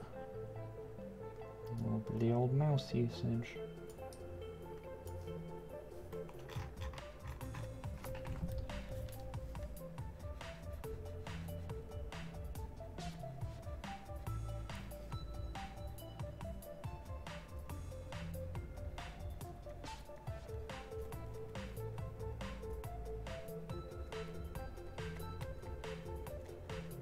Makes I don't mind them being a little wonky and all. As I say, it was one of the nice things about being able to drawing a fictional creature is you can kind of make it a mess in some ways.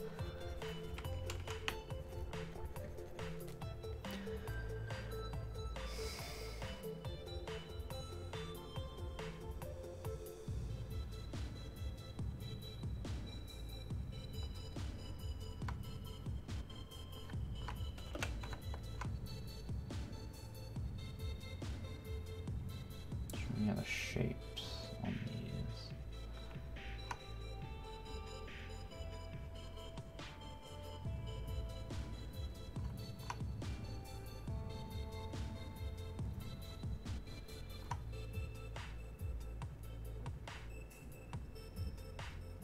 The style I've got fairly consistently throughout. I do think I still need like outlines around the brighter surfaces.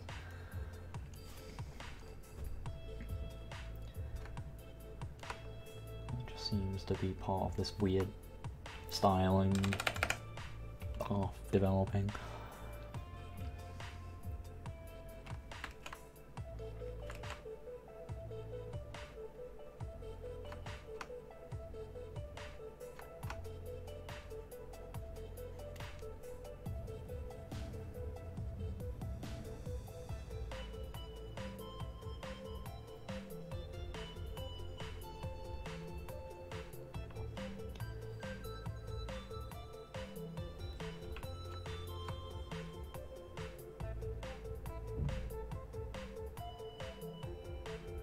What's interesting is I'm just looking at OBS, just seeing the same thing on Photoshop, just sort of not zoomed out, but smaller. And it's weird because it just means I am actually, even though it's not actually any more zoomed out, like I'm not seeing more of the picture, seeing it further away, just literally just moving my head back from it, like, helps me see certain things better.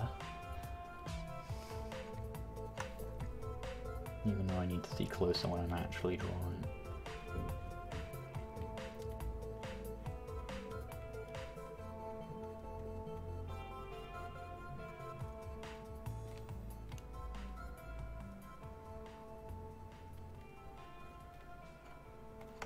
Probably the thing you get away with in sketches as well that aren't exposed until you try and like paint or colour them in and like properly shade them versus what you get away with in a tiny sketch, because the size of that sketch was tiny. Do I have it? I think I might have it somewhere.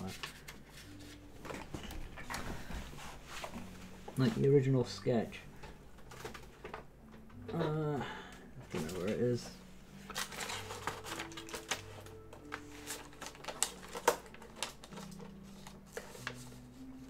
So many papers and things lying around.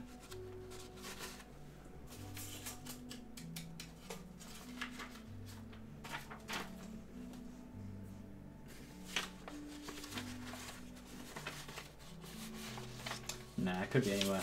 But like, it was literally like the size of like a tiny, like half an A5 sheet. Like, it was a really small picture. Like, I was just doodling.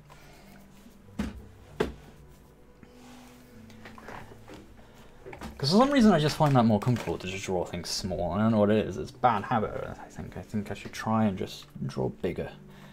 Because I think when you draw small lines, it covers up a lot of mistakes. And I think that's probably the temptation of it. Try and draw bigger lines on things. Make bigger pictures.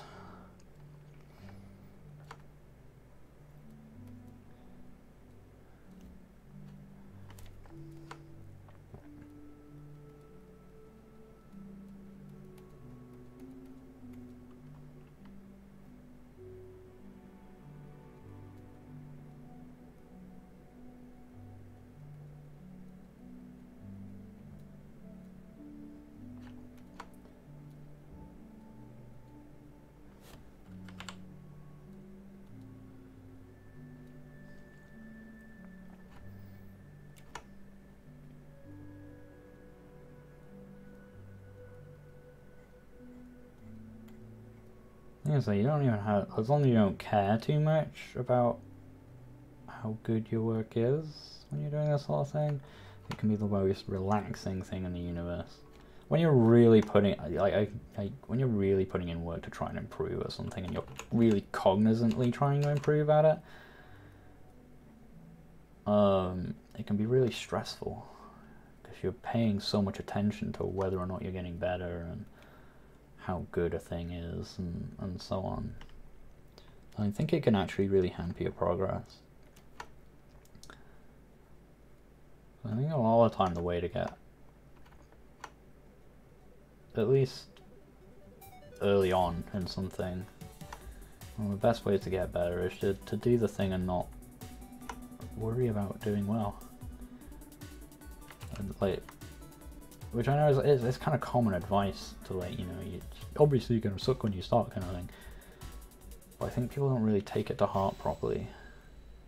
And people want to keep seeing that improvement. And the truth is, like, you're not going to improve with every line. It's going to, you know, you're not going to improve with every thing you do. You're just going to, yeah, it comes over time. You have those moments of realization. You just got to let them come, rather than hunt them down.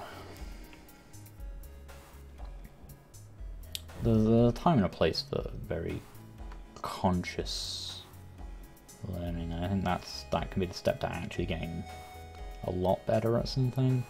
But when you're starting out, probably not so much. I've spread this light way too far across, I think. I got kind of a bit carried away with this highlighting. I think I liked it when there was a bit more contrast and it was just sort of over here. Let's sort of really blend this in a bit more. Maybe get some of that back. That's a bit better. The highlights aren't highlights if the whole thing is highlighted.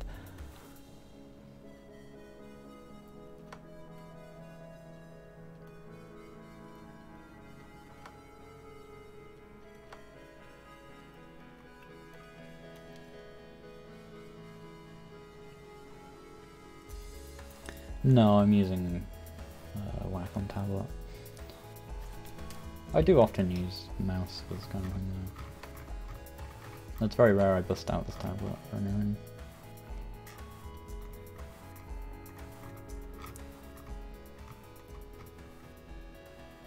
Oh, this foot already looks a lot better to me than this one does. Just like the whole shape of it looks better. And I gave it more space. I think this one would be better if I brought it down a bit more and like a little better chunk, but I'm gonna leave it as it is. Because you know what? It doesn't matter. Right, so where's my light gonna be hitting here? It's gonna be like there. Like on these toes.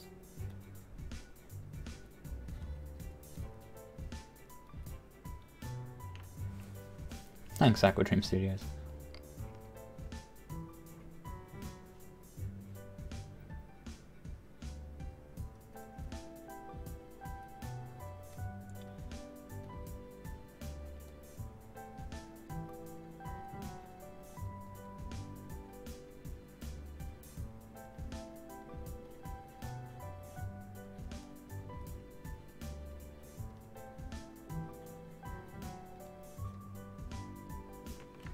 What am I doing here?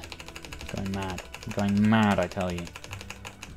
Just undo a whole bunch of that. Let's go back to, yeah, just basics so I can see where this light actually needs to hit. Like, kind of come in here. Flow over the top here.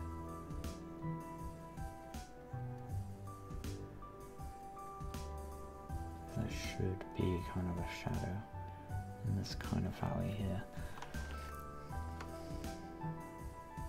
Careful with the dark.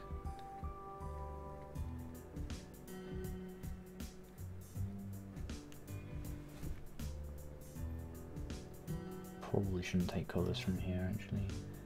Oh.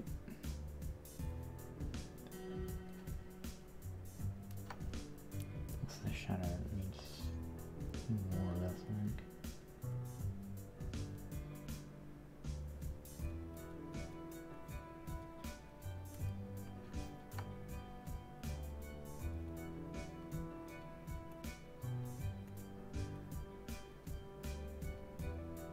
Nice contrast then at least.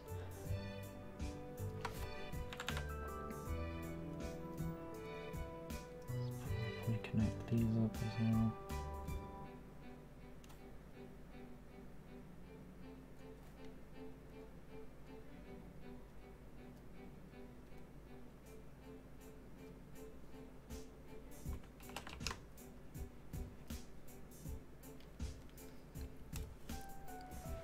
My most favourite games of all time. Easy to answer with a plural, but still very difficult to answer. Takes a lot of thinking about to answer a question like favourite game of all time. Because I've played a hell of a lot of them over my life. They're all very, very different. That's a toughie. I'm playing a bit of Black and White 1 again recently. That's one of my favourite games ever.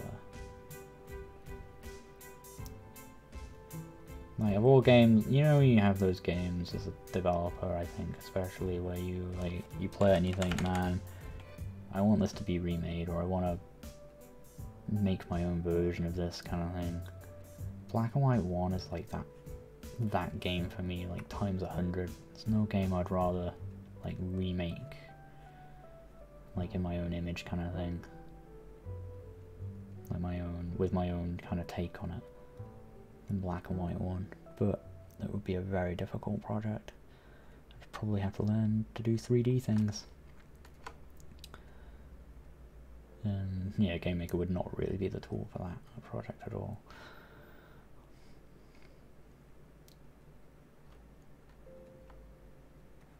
Okay, I've created a weird joint here. Let's like connect this a bit better.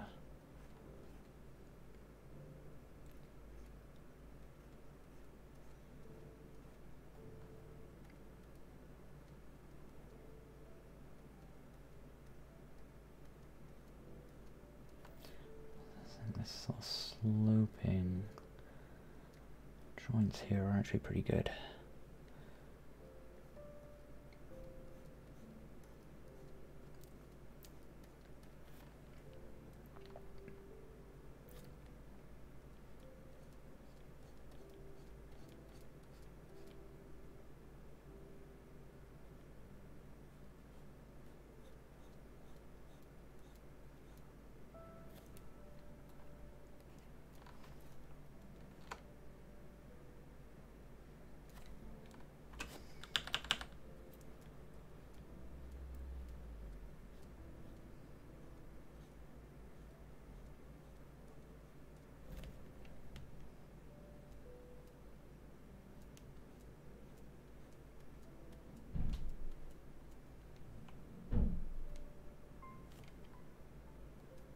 Feels weird putting an outline around those brighter bits, but I think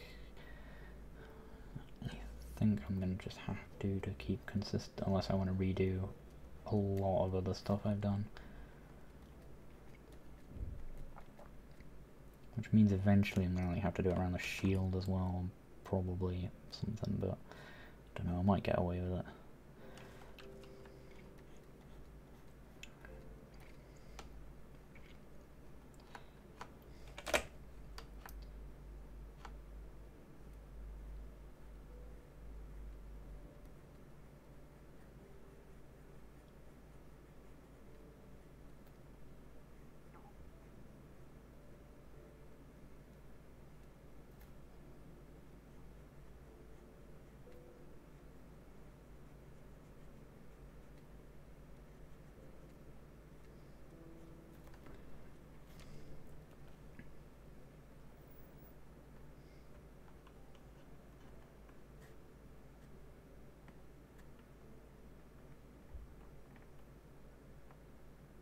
Sounds fun.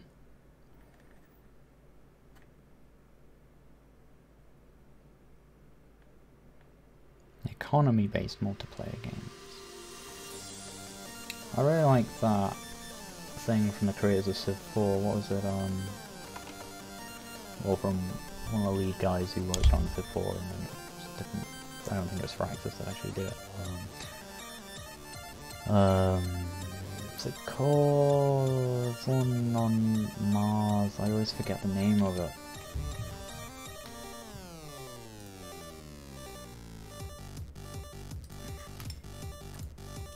What's it called?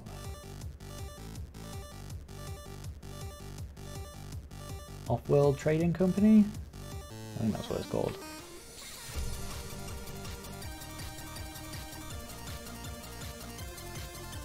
Are you talking about D&D, Caesar? Are you asking me that? Yeah, I know I need a haircut. It's getting there.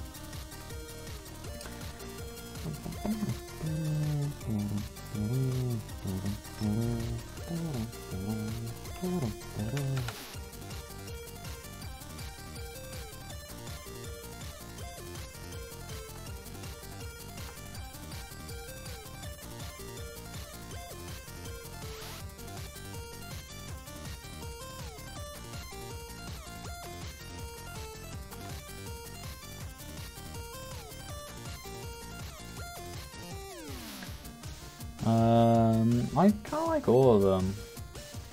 I really love the idea of playing a wizard, but every time I join a group, there's always already a wizard, or someone already playing like a ton of spellcasters. So I think I tend to end up.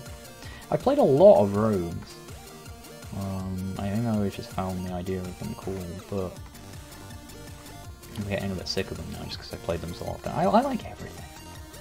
I like all the classes. I don't like bards that much in 5e. I've always liked the idea of playing one in prior editions, but I feel like they're weird in 5e. They've become this sort of... They've become the Skyrim character, where they're just sort of good at everything, and it doesn't really make any sense.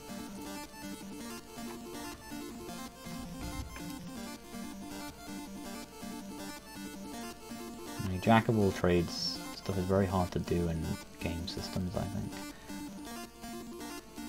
Like it's a valid like character identity. It's, you know, I describe myself as very much a jack of all trades, which I literally did a few minutes ago talking about something entirely different.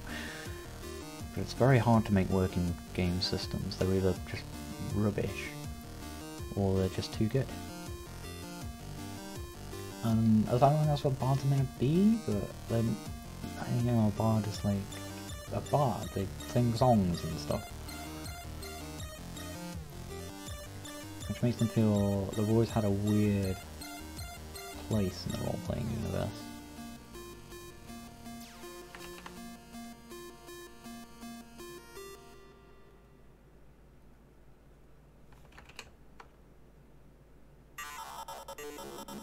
Oh, I like that accidental kind of scale we've created there. That's cool. I'm trying to replicate that in more places. Yeah, that kind of just with the lighting.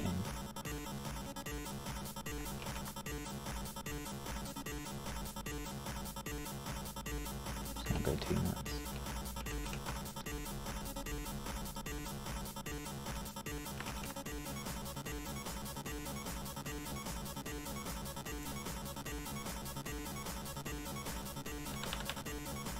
I really want this proper highlight on the edge of here.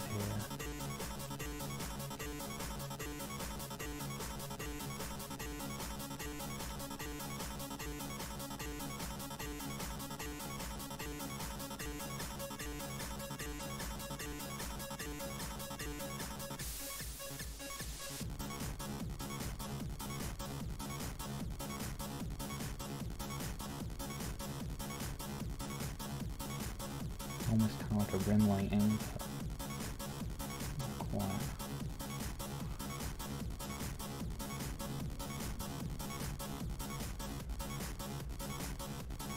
Thanks, Chad. Yeah, I keep getting asked that. This is the whole picture.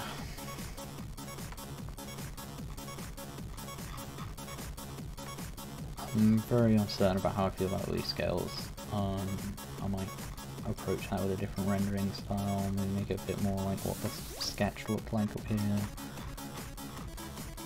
The original sketch was this.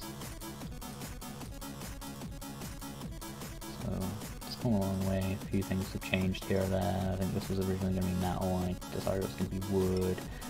And then I've added these little straps around it. The knee pad's changed a bit. I think I made the angle on it worse because I just I literally copied and pasted this across and then like sharpened it and changed the lighting on it and changed it around a bunch. You can still see a bit of that because you can see the gap between here that's a bit longer than the others. You can see that replicated in there. You can tell kind of a little bit. They do individually look like by itself. This area looks fine. If you're zoomed in here, this looks great. I think just as a whole piece, it doesn't go with everything else. And I've been trying to like change the head and add some scales in here to make it fit, and I like what I've added up here with the scales and stuff. I think it's wow, but I think it's just too mono scale. I think maybe if I get rid of some of it and leave some of it in, I don't know. Dark Souls OC. That'd be sick. You make a sick Dark Souls character. It's a D&D character. 40 all the way. Very rare I hear. Well, naturally these days not so much. But kind of rare I hear people say that 4E was their favourite. Like 4E, like the general ideas I tend to hear about 4E, and then I kind of agree with it as well, is that 4E was a very good tactical game, like it's a good board game kind of thing, but it's not an amazing role-playing system. A lot of that for me came down to the way things were named as well, and the feelings you got, which is a weird thing, just the tricks it plays on the mind. It is Chipsel. Torpedo by Chipsel, this one. From, I think, Fragments, the other one.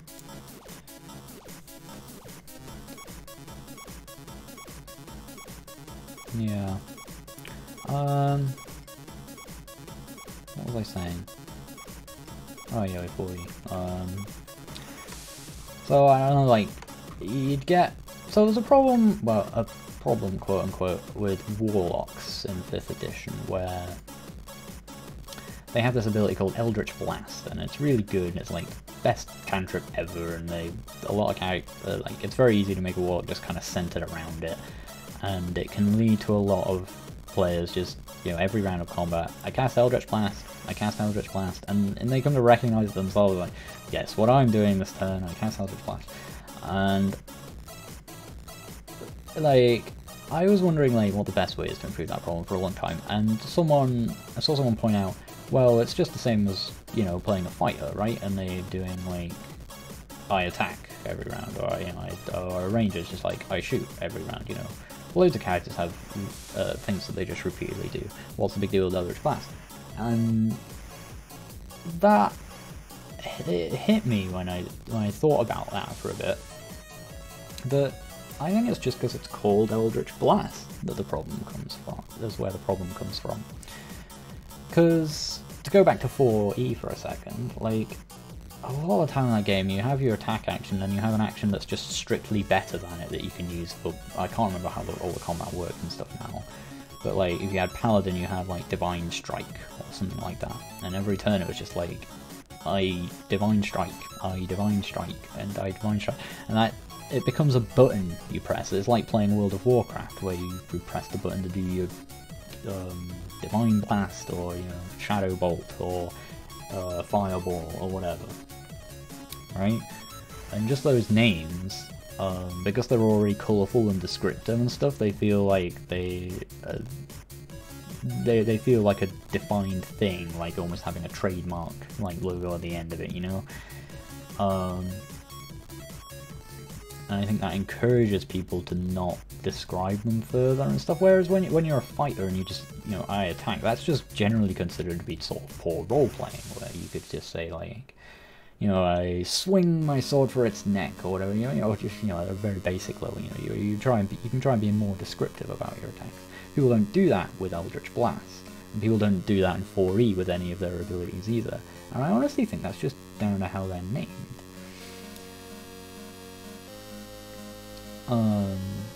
Which is a tough problem to solve with magic, because, you know, you want magic to be colourful and have all these cool and exciting names and things like that.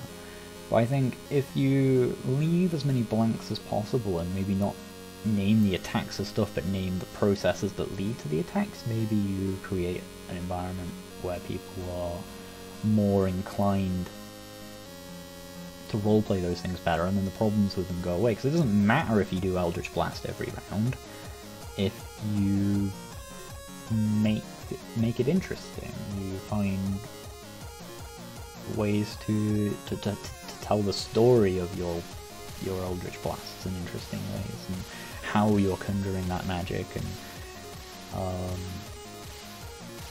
you know, like flavor the story of how and why you're doing the things you're doing, versus just saying I cast Eldritch Blast and rolling the dice, you know. Because it's like, we focus in on it as a problem in 5e, even though people are very right to point out that a lot of the time you get fighters and mages who, again, their main useful combat mechanic is to just do a thing over and over again.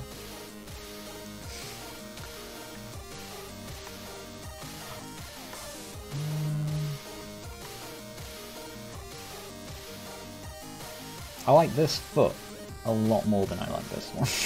Like, so much more. Just these shapes and stuff are just a lot. There's a lot of issues with this foot as well, but it's harder to see them when I look at this foot and just, yeah, this foot just looks dull and so, like, just like a, it kind of looks like a plane, you know, like a 3D plane. Like, it just looks really flat. Because I think it needs bringing down, pulling in, but giving a bit more height. Or maybe this, like, the leather bringing up a bit, the shaping it around here. I guess I could do... I mean, I am just drawing this along one layer, so I guess I could try and do that. I get rid of that, does that get rid of... there's a few things on the background copy there, but it doesn't matter because we're painting over it. So if I take this, and I just like... let's just bring it up. Let's try and kind of get the same, similar shape to what we've got on the right.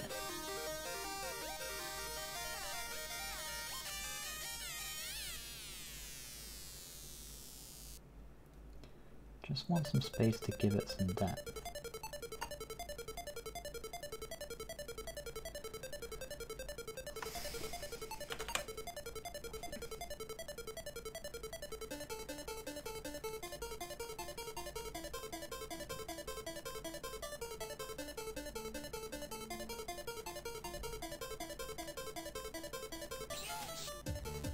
Probably not going to help a lot. It might help a little bit. As they say at Tesco, every little helps.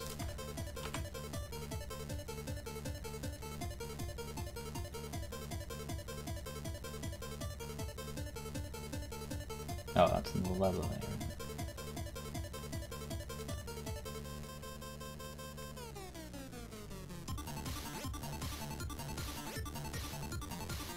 It looks a little bit better, I think.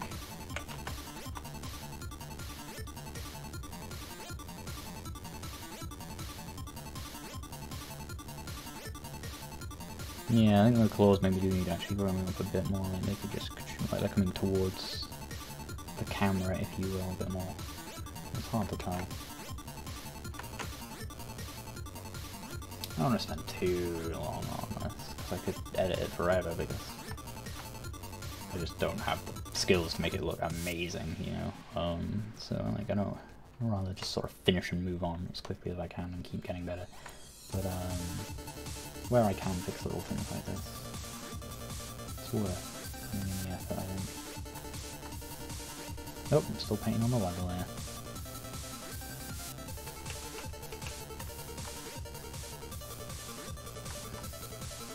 Like, man, I really have been a subtle line there. It's like, yeah, it's so subtle it literally didn't exist.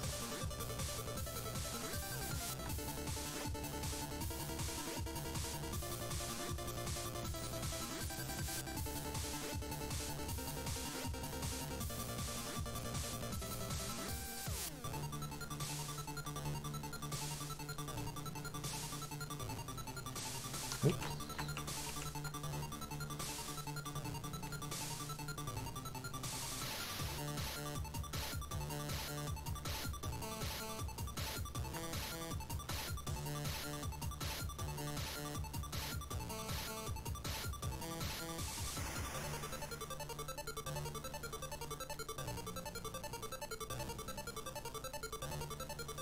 Get two right here. This part.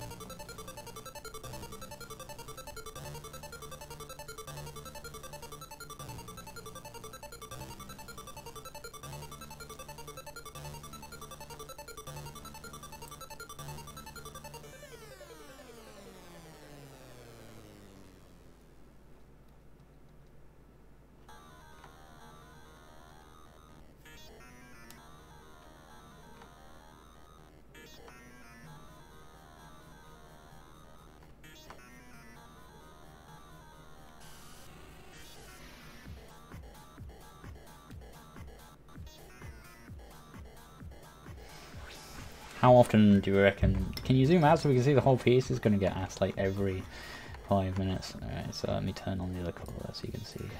There we go. It's always interesting looking at what it looks like without the, like where I painted stuff over the other layer. And I like seeing these claws like by themselves. It looks kind of cool.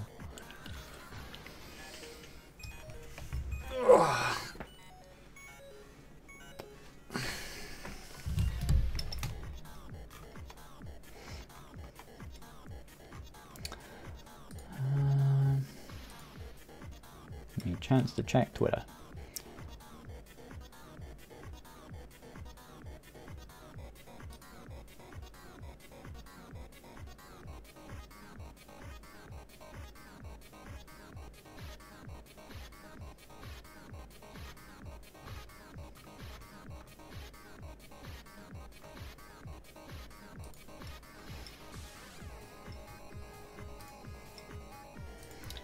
Quite late now. I had some chips, but I should probably get something else to eat as well. So I might call the stream after I get the lighting somewhere I kind of want it on these feet.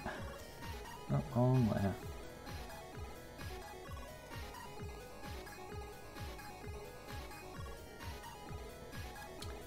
I'll just have to go a bit nuts and clean it up later.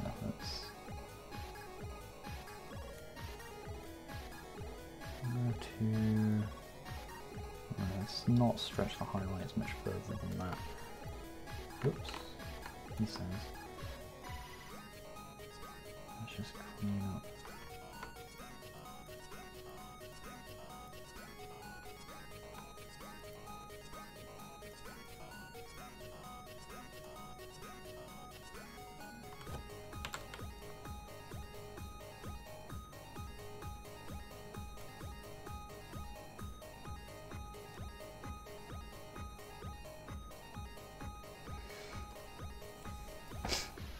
Is there a way to change variable of an object even though it hasn't been created?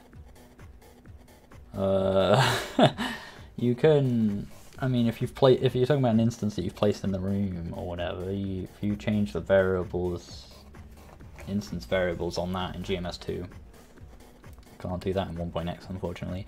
It happens before instance creation code. It happens before the creation code, so that'll be a way of sort of doing that, but otherwise I'm not wholly sure what you mean. Yeah, or you change it in the create event, so the thing is as it's created. Unfortunately, when you do like, even if you do like with instance create blah blah blah blah, it's going to run the create event before any changes you do in the with statement that you create it with. But you can use that to then overwrite the variable of the thing that as you create it.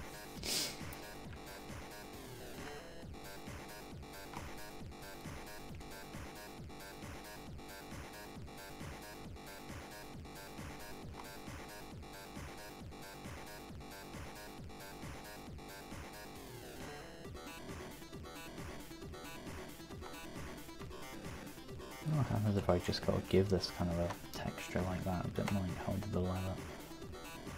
Just want to see how it looks. Kind of do some cross hatching. And then just sort of blend it in. How does that look? Feel texture-wise. Don't know. So I guess he would have kind of a leathery skin in places.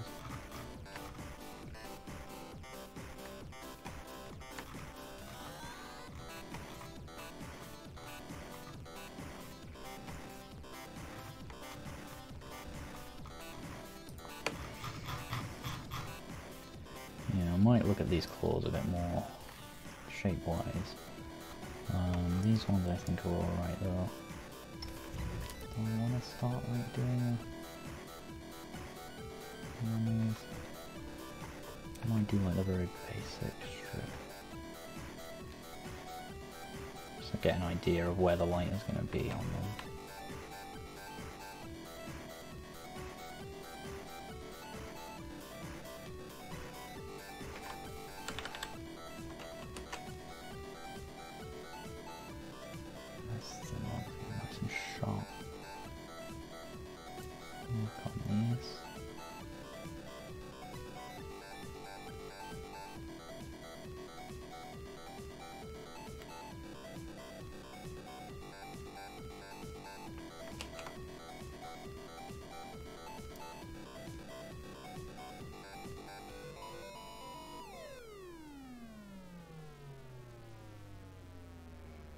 I really like that, leaving that.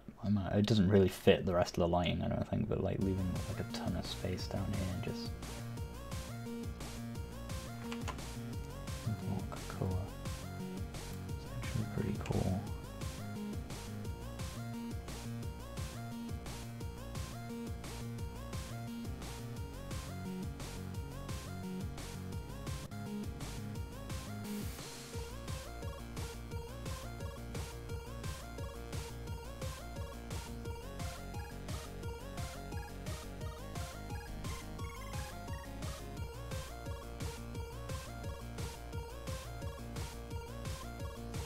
You will, yeah, Robert V. It'll come up whenever you say something in the chat when you first say something.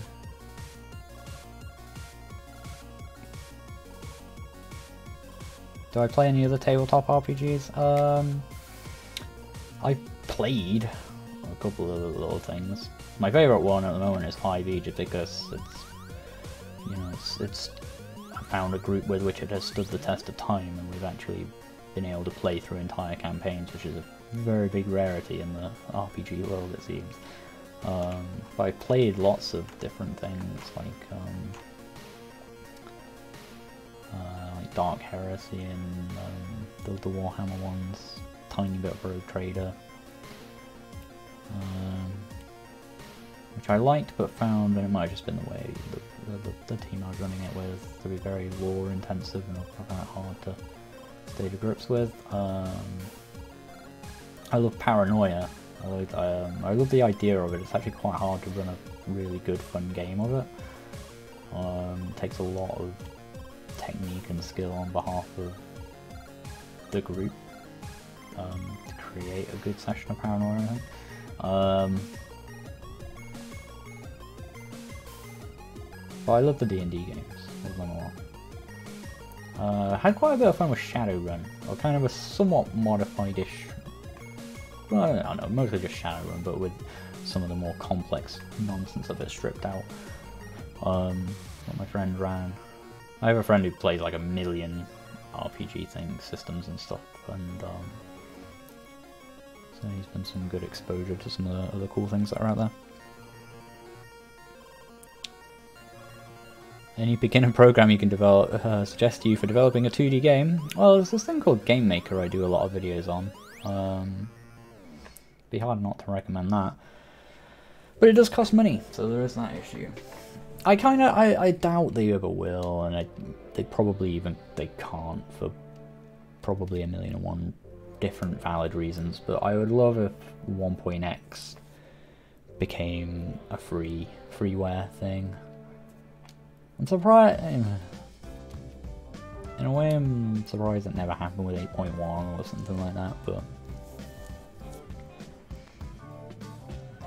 because I think, I don't know, I think they need to have a bit, like, I know some people say like, oh, it's a difference between 2 and 1.x. I think there's a world of difference. I think 2 like eclipses 1.x at this point, to the point where you could, I mean, I don't know, maybe if you picked up 1.x and be like, this is crap, so 2 is probably going to be crap, but I feel like they could give it away for free now as essentially the demo to 2, you know, and because like, for serious, quote-unquote serious developers or whatever, you need, like, there is so much value in having a tool that's the supported current tool that's getting updates and fixes to everything all the time, you know? So getting 1.x away for free, I think, would be amazing. Like, actually, could be a really good strategy for them, and it would be amazing because, I mean, I could keep recommending it to new people. I find it much harder to do that now that it's just way less accessible. Like, I wouldn't recommend Unity to new people for 1,000,001 reasons for making any games, let alone 3D stuff. To new people, not because it's a bad engine by any means, but because I think it's very inaccessible as a tool. But it's really, despite that, it's a lot easier to recommend to someone if I wanted to, because they can just go and pick it up, which I know isn't Game Maker's fault. There's a lot of business stuff going on in that. Why am I putting a highlight around the shadow? That doesn't make sense. But I would, Game Maker, they need something, I think, or I think, I don't know. It's hard because I don't know their financial numbers and stuff anymore. So I don't know how well GMS2 is necessarily doing. Maybe they're doing fine with their current model, but I think they need a way to compete. In the domain of accessible game development, because that's the strength of their tool, and that's, if they miss out on that, like, what are they? Well, not what are they getting? They have a lot of other strengths as well, but you know, I think there's a glaring hole in their strongest thing there. What should be their strongest thing? I am just randomly painting on highlights now, and it's just going to ruin the whole piece, so I need to stop doing that, because I'm just sort of talking while doing it. I like this, how I've started off these claws, they're coming along well. Let's get rid of this chunky thing at the bottom, where I've copied in this.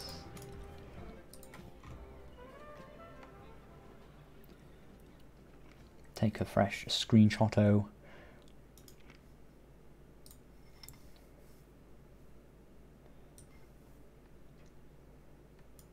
And I think I'm going to call this stream here,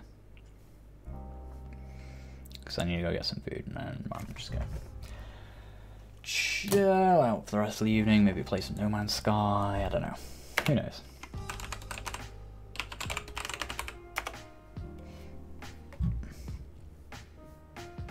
The oddest Teenage Mutant Ninja Turtle you've ever seen. No. It's because he's a... I can't remember how old he is, like 20-something non-mutant paladin turtle.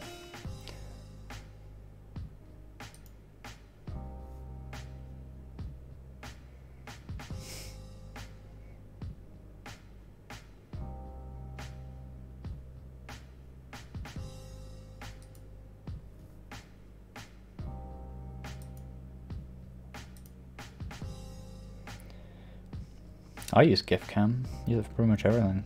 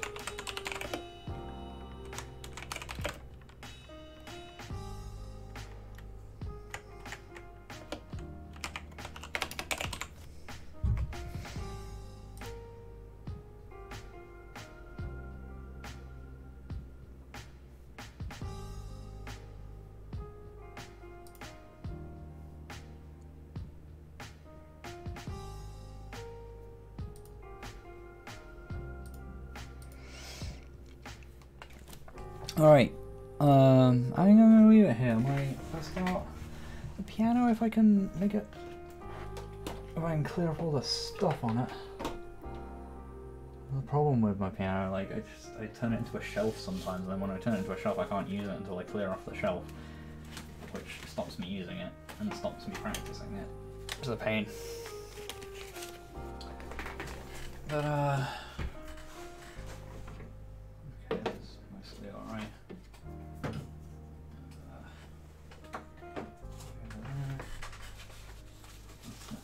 Council tax alarms over there.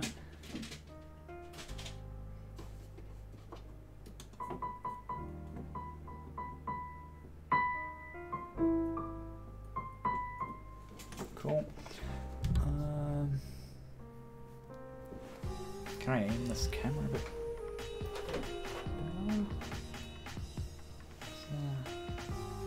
I'm more in that. Work the camera, microphone out of the way.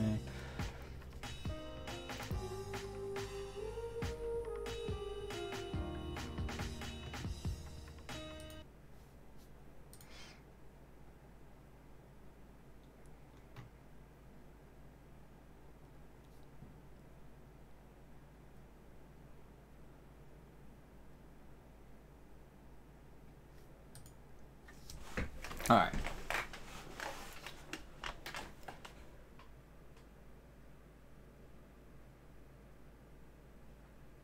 Oh, sorry I missed your comment. You've probably already gone penguin muffins, but hope your wedding goes well. Congratulations.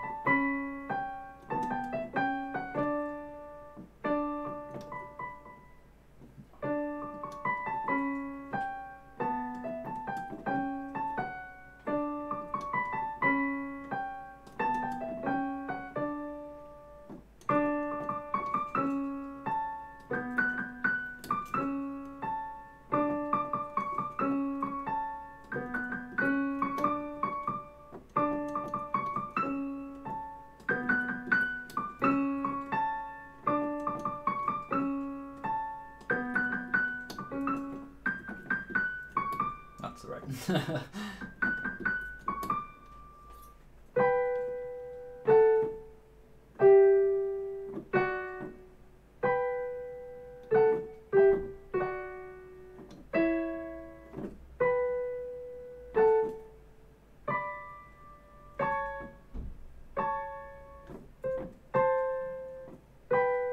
Wait, what? What have I done there? Done something wrong there. Oh well, who cares?